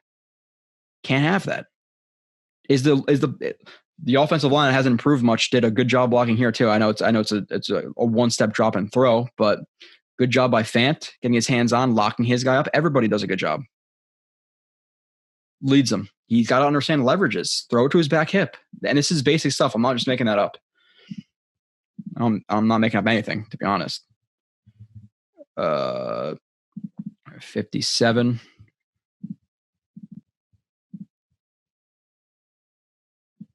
Okay. 7. Near interception again.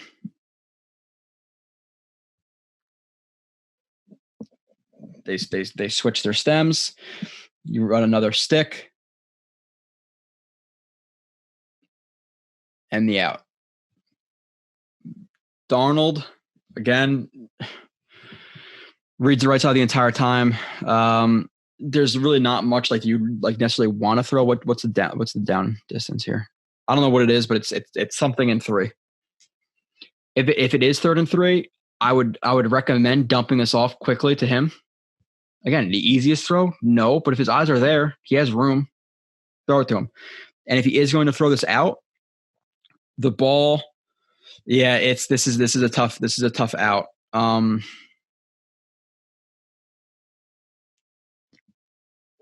He can't throw it short into the back hip because this guy is coming downhill.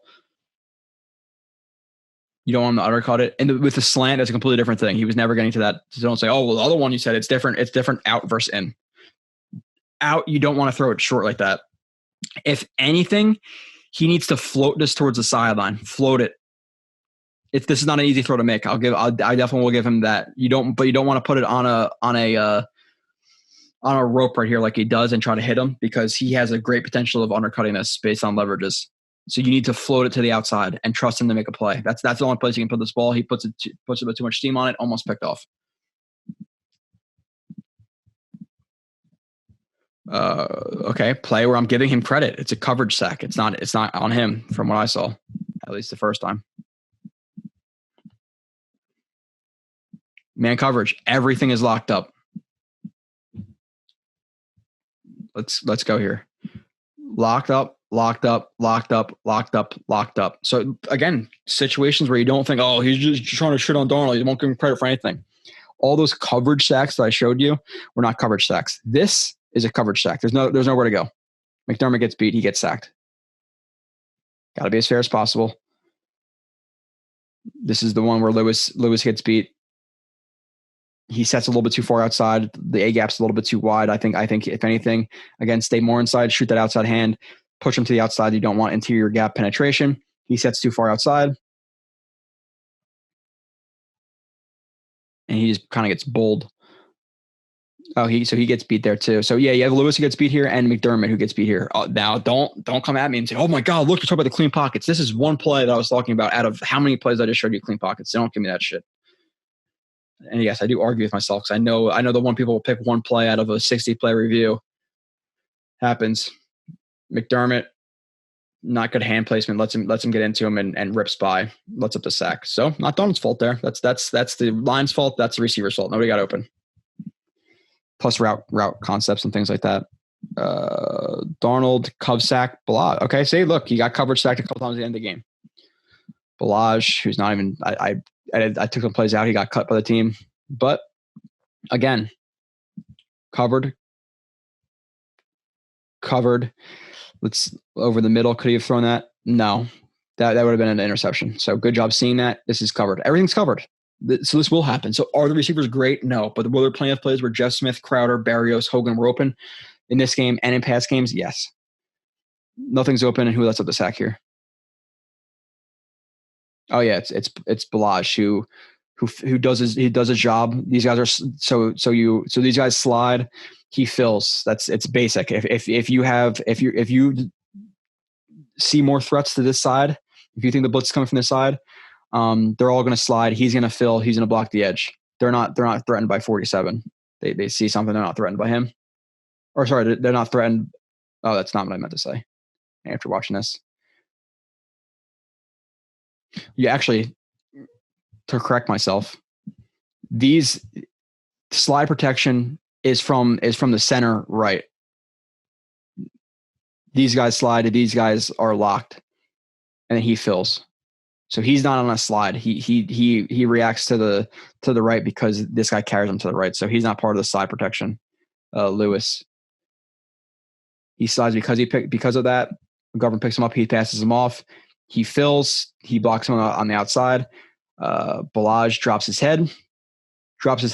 Arms come wide. Not a good block. He gets arm overed. Darnold gets sacked. 2 plays in a row. I gave Darnold credit. Nobody got open, and then the protection was bad there. Missed throw, 4th and 4. Okay.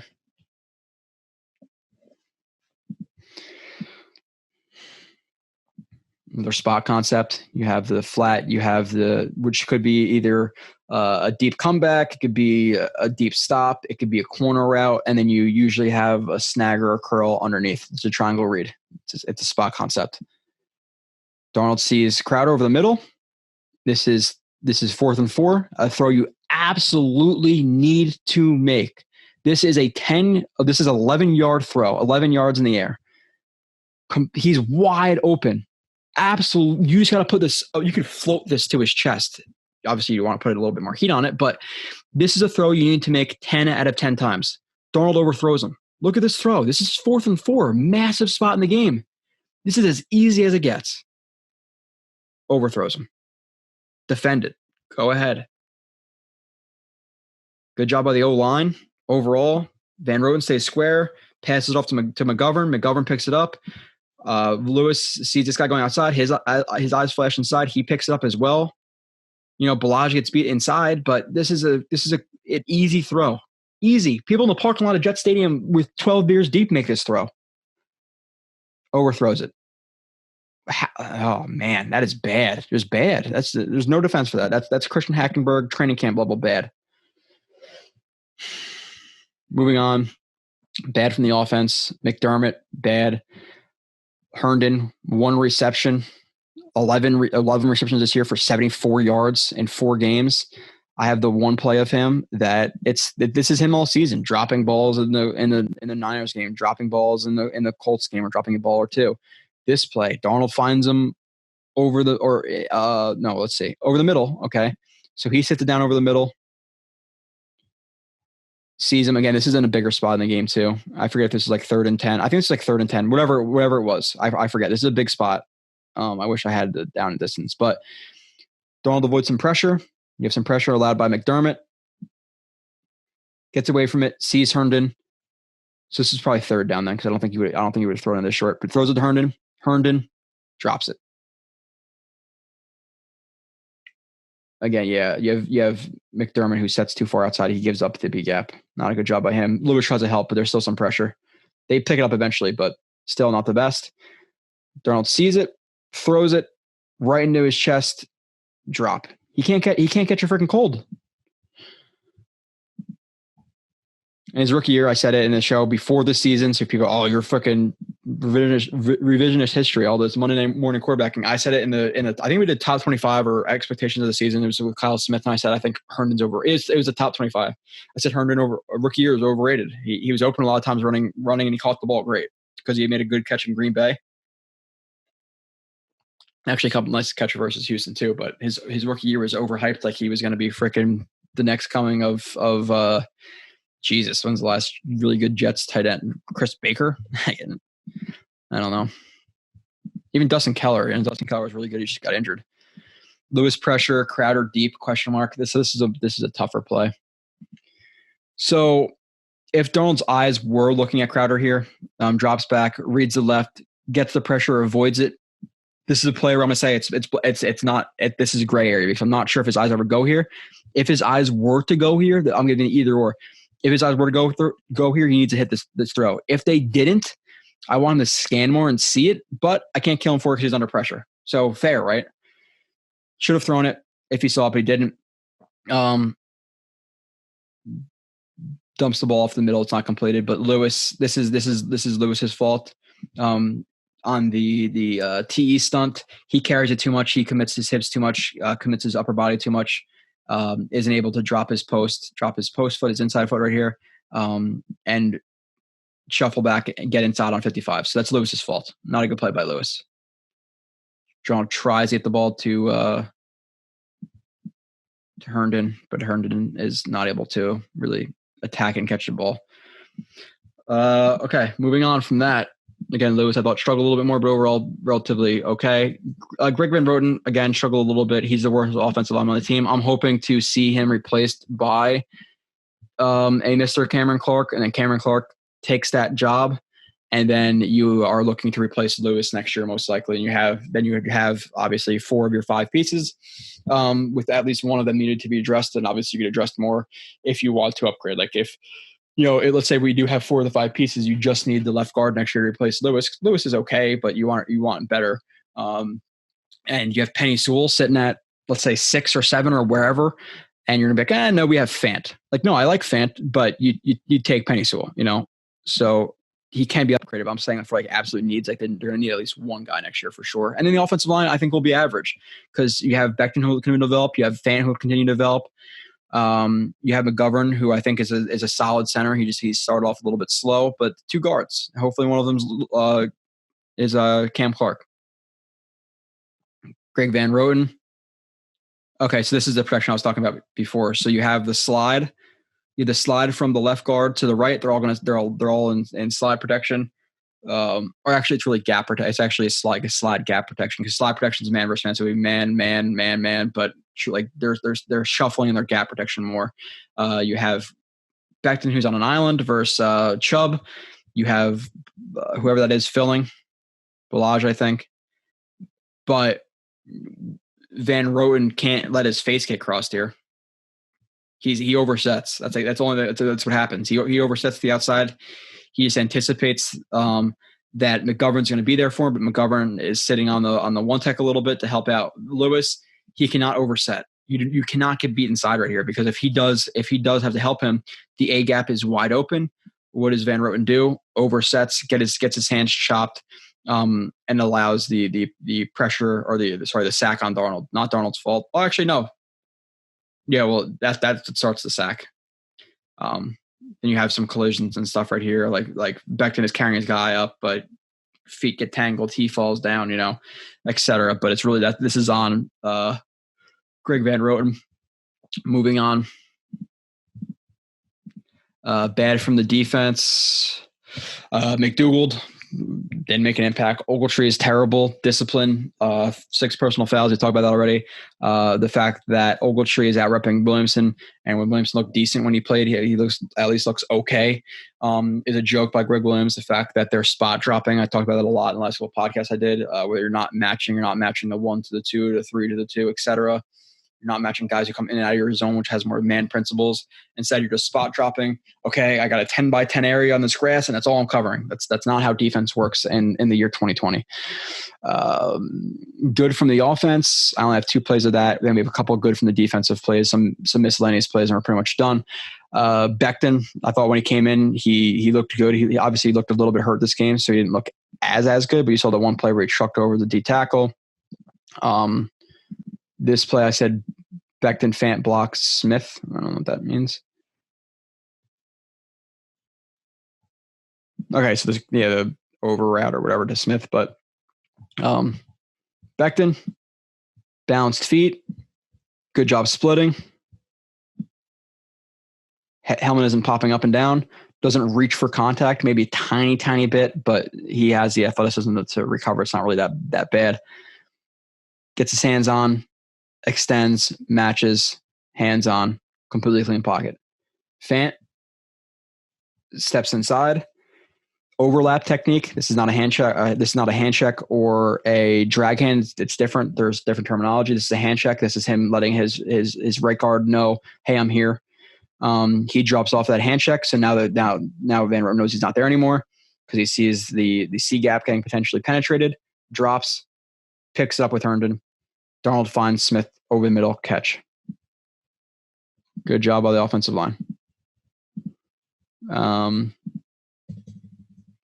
Fant, I put as a positive as well. Again, all the plays I'm showing minus like 1 or 2 where he could have had better technique and things like that. He played well. He played really well. I believe he went out with an injury too. And then you had was it Josh Andrews at right tackle or whatever it was. So, but when he played, he was good. This is towards the end of the game on third down. Even another mesh concepts hits Crowder, who can't turn up for first down. Is what it is. Fant, again, I want to see him add more to his arsenal. Too many 45-degree sets. I want to see more vertical things like that from him. But 45-degree sets, guy gets inside of him. Again, he anticipating some type of game in the front. Doesn't commit fully, like he is committing, but his eyes are still on the second level. He sees the looper coming, shoves him down, knows he cannot, because he committed a little bit too much, he cannot flip his hips and get outside on this. There's no way he's going to drop his post and get outside. He can't power step and get outside, which I've explained power steps before. I'll explain a different time. He can't get there. So he has to speed turn to get outside, and he's just going to He's in shit mode. This guy's coming off the edge. Darnold's here. I have to run back to a spot to cut him off. Runs back to the spot to cut him off. Great adjustment right there. Is it ideal that he carries that inside too much? No. At this point, should he stuff him inside, drop his post, be more under control? Yes. Does everything work out the way you want it to? No, it doesn't. But he adjusts really well right there. I like that a lot. Moving on. Other than that, Connor McGovern played better in this game. I pointed out already. I have a couple plays of Quentin Williams, 5, and a few more plays after that. But Quentin Williams played well. The penalties and things, I showed you that bang play with the late hit, roughing the pass, whatever it was. That's a tough thing to not ask him to do. That just happens. Like, you can't kill people for every single penalty they get. Q, 2-eye tech, rushes the center, comes off low, hands inside, bull rushes him. He's off balance, trying to regain balance. Q sees the A gap open to the center's left side. Club, arm over, fights through 2 arms, double ice pick. And that's just when you're pushing off the guys, pushing off their arms to propel yourself towards the quarterback. So again, hands inside, bull rush, A gap open, club, arm over, double ice pick, fighting through arm tackles, almost gets to the quarterback. Is this a bad play because he didn't get the sack? No, it's not. Obviously, rip and hit the guy who's wide open. Holy shit, some guys open on the second level of the Jets defense against the linebackers. It's not a surprise. Delivers a ball. Poole comes from here. I think delivers a big shot. Bang, yeah. Pressure by Q. Good play by Poole. Okay, let's see. I got 4 more plays left to Q. Again, played well. I almost put him in my studs, but I think Jeff Smith playing the way he did for a guy who's trying to fight to just make the team and be a contributor, I had to give him, again, relative to expectations. Run stuff from Q. Quick gap exchange. Initially, it looks like, you have A gap, B gap. They go A gap, B gap. So switch right there. This little gap exchange just to throw off the offensive line. Comes off of the ball low. Feels the zone blocking scheme. Sees the zone steps. Gets his hands inside. Eyes go to the running back. That's where you're expecting the running back to go based on the blocking scheme of the offense. Strings it along. Look at that, the extension. How low he is, the leverage and the extension. He sees that Gordon's going to cut it back. Plants hard, watches hips. Plants hard, drops his hips. Because again, when your hands are inside and you're stringing him along, the guard doesn't know where the running back is going, so he's going to continue to run and outrun Q. So when Q gets leverage and he's already off balance, and then you drop your hips, that guy's going to keep going that way. You rip him, pull him the opposite way, which helps yourself propel the other way. Drops his hips, plants, tackle. Great. Well, yeah, he makes a tackle with some help, but great play by Q on the run stuff. Q pressure, Jackson. Okay. One tech. So don't give me Q is not playing good. He's playing pretty well. I would say that, again, I've talked about this a lot of podcasts, but if Q was in a situation where he could just rush one guy, penetrate one gap like he did more in the Niners game, he would be getting a lot more stats. And listen, even at this point, he's going to get like 8-9 sacks this year, 10. If that sack wasn't a face mask, he'd have 3 sacks through 4 games. And you average that out to the whole season, you're looking at what, 3 times 4? You're looking at 12 sacks this year. It's a pretty good year for interior defensive linemen. And this is considering that the last game versus the Colts, he played 55% of snaps. This is and I am, I guess, a Q stand, but this is fair in my opinion. 55% of snaps. He's playing on a defense where he is the primary focus of the offensive line. He is double teamed. He is hand checked. He is combo blocked a lot. That, thirdly, he's on a defense where they don't have a primary way of winning one-on-one rushers. Hopefully, Franklin Myers takes steps up in that direction. Hopefully, Basham. Hopefully, Huff. But they still have to manufacture pressure. what do I mean by that? Stunts, twist, looping, a lot of that type of thing. Where Q does not, he's not rushing just a single gap, which is what he's good at. He's good at penetration, burst off the snap. He's a decent lateral athlete, but he's more of a quick first step penetration type guy. So him having to hold guys up, move laterally, hold up the A gap, switch to the B, all this stuff to help out the other guys because they have to manufacture pressure does not help his numbers. It just does not. When you see him going against one guy, not having to worry about what Huff is doing, Anderson, all these guys, that's when he starts to dominate guys. Hand inside right here, literally like long arms him, throws him off balance, goes to penetrate the A gap. A help comes from the running back, but Q drops his shoulder into him and penetrates the gap and gets his hand again right like a quarter of a second away. Now if there was better coverage right here, then maybe he doesn't get this. But good job by Lamar Jackson breaking it up right here. And what he does is he's not able to play the ball. So what he does right here, and it's a good idea and it's good coaching. Even though I don't like Denard Wilson, he pulls the elbows back because your hand's on the ball. If you pull your elbows back, you obviously have to have a strong grip on the ball to be able to bring that ball in. So if you're bobbling, it's not really going to work. So good job pulling the elbows back. But again, Q, long arm, clears himself in the A gap, penetrates, drops his shoulder, pressure. Tell me he's not playing well. It's there. It's there on film. Now, again, if he had more coverage in the backside, if he had better players around him so they can actually all just rush a gap instead of having to manufacture it, then he would win more. But he's having to open up holes for other guys. It's just true. If you don't think it's true, you're smoking crack. Or you're clearly not watching the show, so I don't even care about you. All right, well, it's not what I mean. I'm not saying I don't care about anybody who doesn't watch the show. My mom doesn't watch. I care about them all. 38.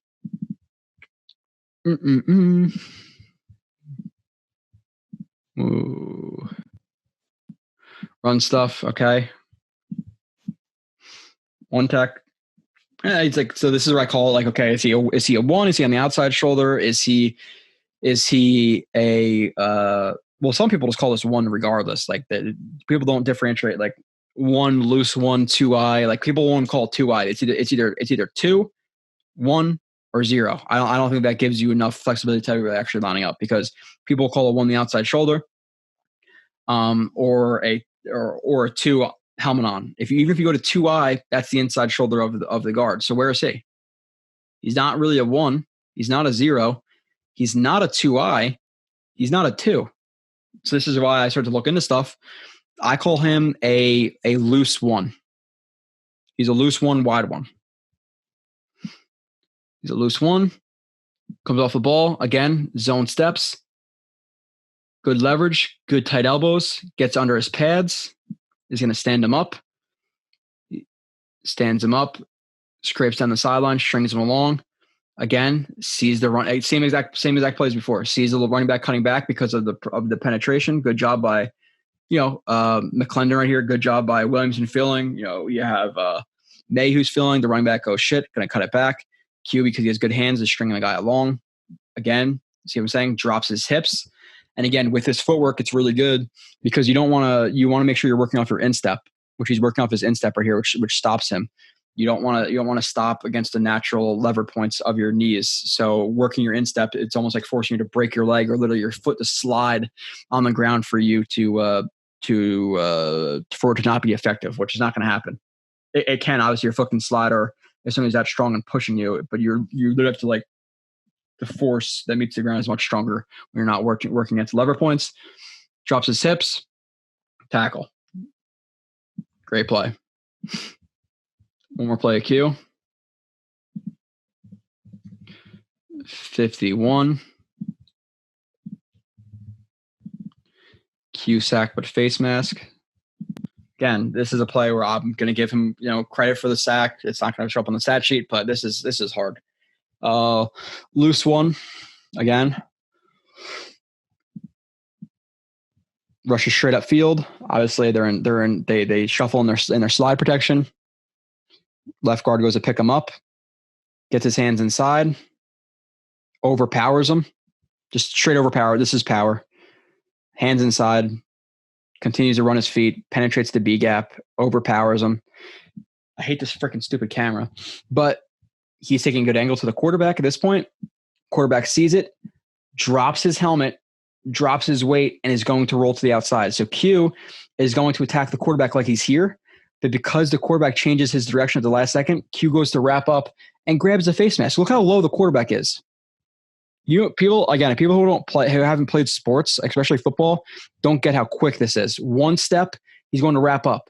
He's wrapping up, which is at the chest level. He's going to wrap up his chest right here and bring him down because he drops his helmet to where his chest is. Look his helmet drops. Yeah, he grabs a face mask and gets the sack. Was it a play where he was rolling to the outside and Q only could get his face mask, so he grabbed his face mask and ripped him to the ground? No. He's going to sack him. He tried to get out of it. He grabbed the face mask. Ideally, does he quickly adjust and grab him and maybe bring him down by the jersey? Yeah, sure. But this is such a bang bang play for people like, oh my God, he's such a he's either dirty or dumb or whatever you want to call it. That's just you're being way too harsh on that play. So good play, good rush by Q. Unfortunately, it's a face mask. Good job by Rippin trying to get away from it. He draws that face mask on him. Q had a good game. Again, he had 2 personal fouls, but those weren't like the other ones were. John Franklin Myers, again, another game where he had some pressures. I didn't show him enough. I don't think any other reps, but he's been playing well since he's been here. I think I did a review on him. I was pretty high on him coming from the Rams, so I'm happy he's playing well. Helps me out a little bit because I know I mentioned him coming onto the team. Like, I think he might make the team because he had a pretty good year with the Rams. I'm pretty sure the 53-man roster prediction I said that, and he's having a good year, which is good. We need young players. He was a rookie 2 years ago. He's on the edge right here. He's the 5 tech. A little bit of a gap exchange. C to B, B to C. Ooh. Right guard goes to pick him up. Gets hands on. Penetrates the B gap.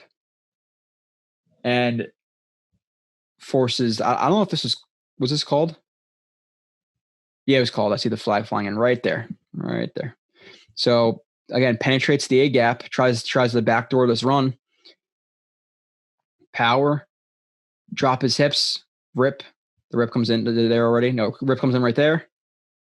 And the rip, you're working against the elbow. So if the elbow is, let's just say it's straight on a guy like this. When you're ripping a guy, you're lifting the elbow up. So obviously there's not that much pressure on you. You can work past that arm. That's what that's doing. It helps you turn corners. It's a pivot point. It's a lot of things. Forces the hold. Good job by John Franklin Myers. He had a couple other nice plays, but again, try to make this with like about a 3-hour show. Lamar Jackson, when he came in, he had some mental errors, but I thought overall he didn't embarrass himself for an undrafted guy. Again, relative to expectations, good. If I expect him to be Jalen Ramsey, not good. McClendon, I thought played good in this game. I have 2 plays of him really quickly to show my weekly McClendon, Fadukasi, some of their love. People just run to the outside in the Jets and a lot of outside zone, pin and pulls, sweeps, and they were running some to the inside, and they haven't made it. Honestly, they've been a little bit disappointing this year, but overall, they're still good players. You have 2-eye Fadukasi. You have 4-eye tech, almost like a wide 3, but a 4-eye tech of McClendon.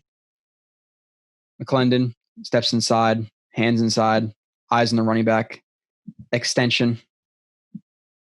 Sees running back cut to the backside. Good job of this gap discipline, not shooting in over the top because then it's sort of been wide open. So good job of McClendon staying disciplined. Again, drops his hips, drops his weight, just like Q was doing. Throws his guy aside, makes the tackle. The running back is forced to cut back because Fadukasi penetrates the A gap, drops his helmet right into the gap. He splits that gap. That's what he wants to do. He's splitting the gap. He's responsible for that gap. Throws 66 off him. 79 gets off balance because of the power. He's off of him. McClendon makes the tackle. Next. Where the hell is the next play of him? Oh, 48. I have it. Next one. Okay. 48. Give me a few miscellaneous plays, and we are done. Oh, pull interception. Okay. McClendon pressure. So this is because of McClendon. Let's see.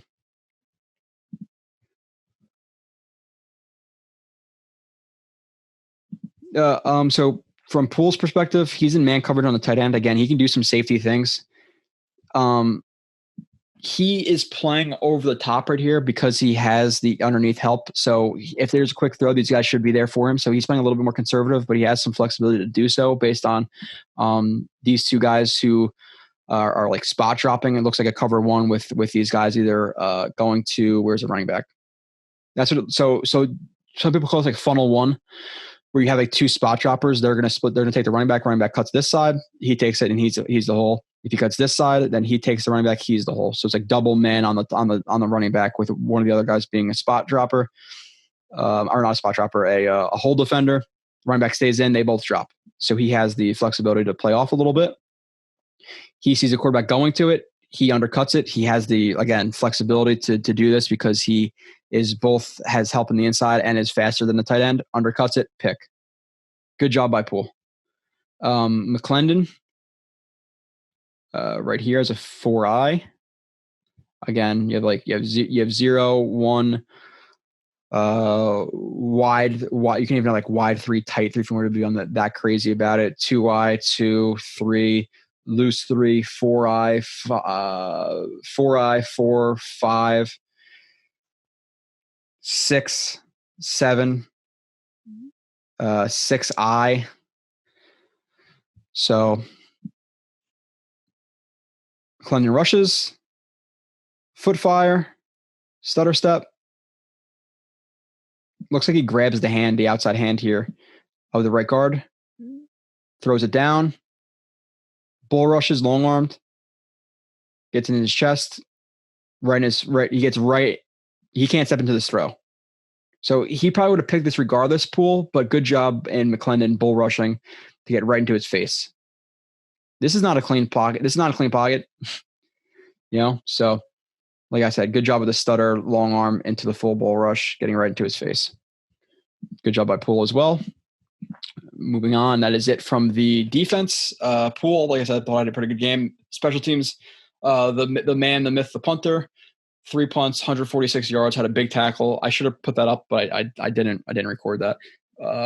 Good. Yeah, that was a touchdown saving tackle, most likely by Man. So absolutely fantastic job by him, both punting and the tackling. Again, he had like 7, 8 tackles in college. He was a linebacker in high school, et cetera, et cetera. So that's a positive of him.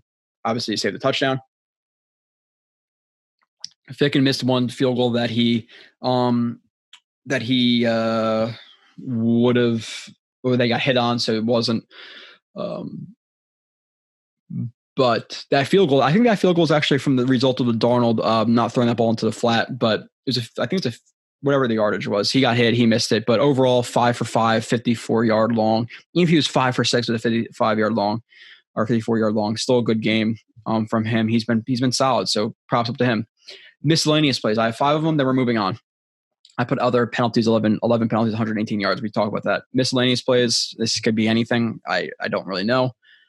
3. Clean pocket again. So I'm gonna tell you or say the offense line's good. Gore has been a disappointment. I'm excited for Bell to come back hopefully this week, because there's been some gaps that Gore doesn't see because he just tries to hit any open grass for 2 yards. Doesn't see cutbacks, and he's just not laterally athletic enough or explosive enough to get to those backside gaps that Ben runs back. Clean pocket. Good job by Becton. Again, square, drag hand, balance, good base. He's not heel clicking. Helmet is level. Gets his hands on. Gets underneath again. You don't want to be long on a guy and going back and forth like this. You want to have guys tight because obviously you're stronger there, and it's less. It's going to be less chance of holding. Lewis does a good job. Everybody does a good job. Even Van Roden, who shoots a little bit wide, but is still able to match his guy. And the good thing about Van Roden, too, is I really like him resetting into his anchor. He always does a good job getting low, working off his instep, so he gets into his anchor, shuts down his guy. Fant, more of a hug technique, and then he resets. Hug, reset. You see how he hops back, works his hand inside. Angle route. Hits Gore. Gore, for whatever reason, stops running. I know the safety's deeper here, but keep cutting up field and get yardage. He stops and gets tackled. Again, I don't know why. Unless he just had there's no reason for this. This guy is backside of you. Do not stop running. Even if this guy's here, just get to this yard marker to 45.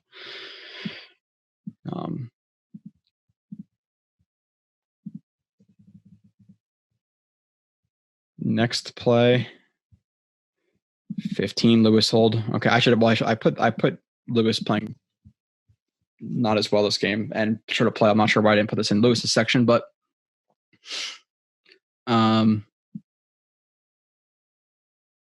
inside tight zone split. Oh, hold on a second. All right, 4 more plays left. 15, 30. Oh, I already did. Oh. Did I already do play 3? What was play 3? Clean block. Okay. Yep. 3 more plays left. Sorry. 36, 42, 45. 36, 42.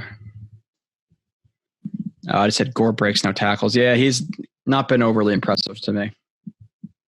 He's not impressive at all, really. He is what he is. He's a running back you want to see 5 times a game to maybe relieve your number 1 guy.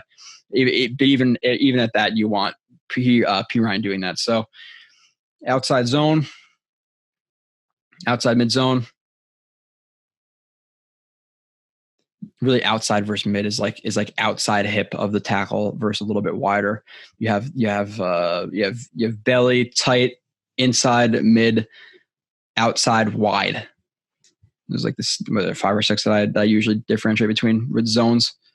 Split zones, there's lead zones, Mike zones, Bob zones, some other ones. So good job by Van Roten with the scooch right there. Scooch technique, gets outside leverage. He doesn't hold it up. Does he hold it up? Yeah, he does. So good job by him. Good job by Lewis. Good job on the backside. Good job of McGovern, who runs right to the second level, cuts off his guy. Positional leverage, even though it's not the best, but it's going outside, so he doesn't have to worry about him undercutting it really. Positional leverage, and a pretty open B gap. Gore. Oh, well, the B gap gets contained or it gets clogged. Now you have hat and hat, so you're going to take this gap.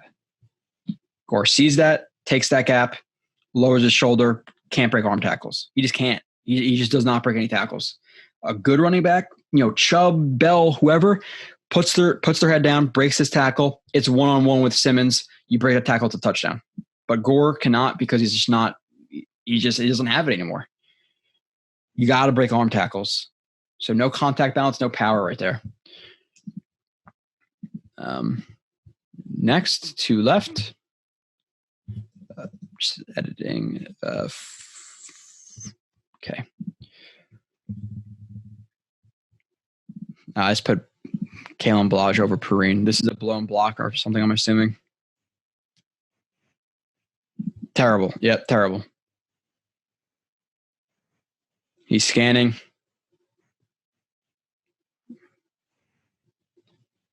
They're running a cross dog, blitz. Sees this is picked up. His eye should flash here. He carries that guy for whatever reason. And sack on Darnold. Bellage is terrible. Don't need to address it really because he's not on the team. Last play of the review, play 45. What's the last one? Oh, Fado Costing your interception. So again, he played okay. He not seeing as much action up the middle. Pretty good coverage overall from the. Nope, never mind. It's not. Again, it's frustrating alignment. So covered. If they know as a defense that he's running into the flat, he's taking a really quick exit angle because they're playing a cover 3, cover 6, whatever it may be. Whatever it may be on this side, he knows he has to get into the flat because he's dropping off. So if he has to get to the flat, what does the linebacker have to do? What does Ogletree have to do? He has to get to the 2. So it makes no sense. This makes no sense for Greg Williams' defense. He's getting outside. If he runs a stick, a stop, anything, he's wide open. What happens? He runs a stick, a stop, he's wide open. If he's widening to get to the flat, somebody has to take the 2. Ogletree does not run to take the 2. blown defense, wide open. That's why Jets defense gets gashed under the middle because they spot drop. They do not match. But Fatukasi right here as the 4-eye. Rushes upfield. They all slide to their left or shuffle to their left. He penetrates he doesn't penetrate the A gap. He's just rushing the A gap. He gets blocked by two guys. He sees that Rippon is going to throw the ball, gets his hands up, deflection, and then has the awareness to find the ball in midair, goes to catch it, and he does catch it. And it's a great job by the center, which is that Cushenberry? Is he playing center? I think so. So good job by him deflecting the ball and then picking it off, and then he plays better defense than Bless Austin right here. Or let's say this here. I want to be too hard on Bless Austin. He can still rebound. He's still young.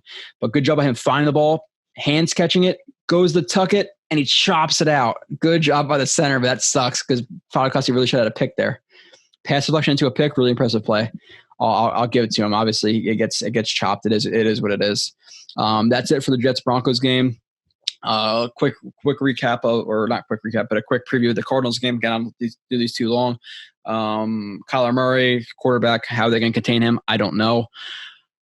We are facing a Cardinals team who did just lose to the Lions and the Panthers, two bad teams. Even though the Panthers play hard, we could have had their coach as our coach and Robbie Anderson back with Rule most likely. But that didn't happen. Now we have Adam Gase, and we're looking for him to get fired, after his first year. Now we're a couple games into his first year, and people are completely tuning out. Murray, you have running back Drake Edmonds. Drake is fast. That's my concern with him. You get to the outside, pin and pulls, things like that. The linebackers can't keep up. He hasn't been playing great, but he's fast. It's a problem for the Jets. Wide receivers, Hopkins, who's going to match up against him. They have to cone him. They have to bracket him. Because that's their option. They target him almost too much in that offense. So you cone him, meaning, the outside guy has him, and then there's a guy on the inside. If he breaks inside, the defender cuts him off from the inside, and then the outside guy replaces the defender's zone, or he can push coverage where he can look to the other side, whatever it may be. Or you just bracket him with straight up double team. Christian Kirk, solid receiver. Larry Fitzgerald is smart. The Jets defense cannot play zone. Well, they play zone, but they can't execute. Fitz is going to find open spots in the zone, so it doesn't matter how athletically limited he is. Isabella, shifty guy. They're going to have problems with the receivers, I think. Tight end, Dan Arnold, whatever. Offensive line's not good. The DJ Humphreys, Pugh at left guard, centers Mason Cole, right guard J.R. Sweezy, right tackles Beecham. It's not a good offensive line, and it's just not. So if anything, they need to get pressure on Murray, contain rush him, stay to the outside, stay outside leverage, get pushed from the inside, make him run in the interior gaps, take some sacks, and especially don't let him get to the outside. He's a shorter quarterback. You do not want him to get to the outside because then his reads become easier. If you make him stay in the pocket behind these offensive linemen, he has trouble seeing over his guys sometimes. He does. That's why he struggles a little bit with intermediate throws. Defense, the defensive line, it's not great. I think you can run on this team if Bell is back. I think that's the way to win this game. Even though, do you want the Jets to win or lose at this point? I think if everybody had to say, the Jets going 1-15 and finishing the first pick versus going 4-12 and finishing with the sixth pick, everybody would smartly say 1-15. So you're going to root for them during the game, but maybe not. So there is a way to win this game. It's running the ball, contain rushing, Murray making him throw the ball over the middle. We have to hope the linebackers step up, though, because they suck. The defensive line, Zach Allen, Jordan Phillips at D end. The defensive tackles, Corey Peters, Rashard Lawrence, Jags. Outside linebackers, Chandler Jones, he's fantastic. He's been playing a little bit worse this year, but you have him. At least statistically, I don't know what's happening on film, but he's good at outside linebacker, so it's going to be hard to get outside runs on him. Devon Kennard, who's hurt, so I'm not sure if he's playing or not. Isaiah Simmons, who's been a disappointment so far in his early career, but again, it's first year, no training camp, things like that. Middle linebacker, Jordan Hicks is a good middle linebacker. Devondre Campbell, so decent second-level players as linebackers with Hicks, Campbell, Jones, and Kennard if he's playing. Simmons is a fast guy, so their secondary, their defensive backs are solid for sure. So I don't think you're going to win a lot of one-on-ones. I think that Crowder, whoever he's versus, he can win some matchups. But Patty Pete, not what he was back in the day, but still pretty good. Byron Murphy, pretty solid draft pick from last year. Jake Kirkpatrick, decent corner. Kevin Peterson, decent corner. So they have decent corners and a top flight guy like Patty Pete, even though he's, like I said, on the downslide. Their safeties, Buda Baker and Chris Banjo, I think both of them are hurt. I'm not sure if they're playing this game, and if so, probably limited. So maybe take some shots in the seam versus safeties if they're out. Jets injuries, who are coming back. Mims sounds like he's not going to be back for a while. Doesn't sound like Becton and Darnold are going to play. So you have Mims, Becton, Darnold out. And Mims probably out for a couple of weeks. Becton out for probably a couple of weeks. And Darnold is week to week. So he'll be out for a couple of weeks as well. So you have 2 winnable games against the Chargers and I think the Chargers are next week and the Cardinals are this week. I think that's how it goes. And past that, you have like the Patriots, the Bills, the Chiefs. So these are the 2 weeks. If you're going to get a win, you better get a win. And then after those games, I think it's the Dolphins back-to-back. So I really see the Jets like winnable games as the Cardinals this game, maybe. The Chargers, maybe. But then against Joe Flacco playing. The Dolphins twice, maybe the Raiders. They can win 5. They have possibility of winning 5 games. Did they win any of them? I don't know. The Jets really might be 1-15, 2-14 this year.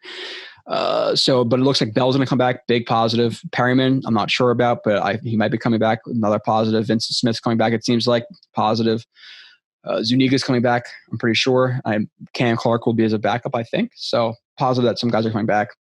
How to win? I talked about it. Tackle, contain Murray, make him throw over the interior offensive lineman. Let Q loose. Single gap penetration. Just let him win. I don't care about anybody else. Get in Murray's face. Don't suck. That would be a start. Score prediction. Cardinals 31, Jets 20. I'm not predicting the Jets to win another game this year until they show me they can win a game. They almost beat a bad Broncos team with a ton of injuries. The Cardinals are better than that Broncos team, even though they've been playing poorly, with a quarterback who is ridiculously fast and a really good receiver with our corners who cannot cover and our linebackers who cannot contain running quarterbacks. Don't see it happening. 31-20. 20 is from, I think they're going to run on them a little bit. Pick'ems. Last week, the Steelers and Titans game got postponed. The Vikings beat the Texans. The Browns beat the Cowboys. That was the one game I said I do not feel comfortable about. The Browns in a shootout with the Cowboys. Cowboys almost came back again. Browns beat them. The Bengals beat the Jags, which I picked. Oh, sorry. So I picked so Texans versus Vikings. I picked the Vikings. The Vikings. Oh no, sorry, never mind. I'm not even doing that. The Bengals beat the Jags. The Bears beat the Bears lost to the Colts. The Bengals beat the Jags. I think I said that 3 times already. The Bills beat the Raiders. The Eagles beat the Niners, which I picked against the spread there. So I picked the Eagles plus 8.5, and I won some money with that. The Chiefs winning by 11, and then the Packers winning. I tell you, this week was a good gambling week, bad week for pick'ems for me in this. So the ranking, I'm just going to go through. I'm not going to do it by rankings, but Joe, myself, I'm 10-8. Marcus is 10-8. Tom is 9-9. Kyle, the leader right now, is 14-4. Vinny is 10-8. Matt is 7-9, and Rob and Matt need to fight back here. Get back in it. You have plenty of weeks to do it, but 7-11, 6-10, and then Danny is in second place at 13-5. This week, only 5 games this week because the games weren't that great, to be honest. There wasn't a lot of games I saw like to being close. So games can range from anywhere 4 to 10 if I really see 10 good games. The Cardinals at the Jets, I picked the Cardinals to win. The 3-1 Buccaneers at the 3-1 Bears. I think the Bucs are a better 3-1 team. The Bears disappointed last week with Foles. I thought they knew better. I thought they were going to win against the Colts. They did not. They disappointed me. I'm picking the Bucs. The 4-0 Bills at the 3-0 Titans. If that game even happens, I don't know if it will at this point. If it does, I'm picking the Bills. The Titans might be they're like out of the loop right now. I don't know if they're not practicing. They're going to be raw. And the Bills are a good team, even though they almost lost a couple games, but they're playing really well. Josh Allen looks awesome, so good for them. Not really good for them. They're under division in our conference too.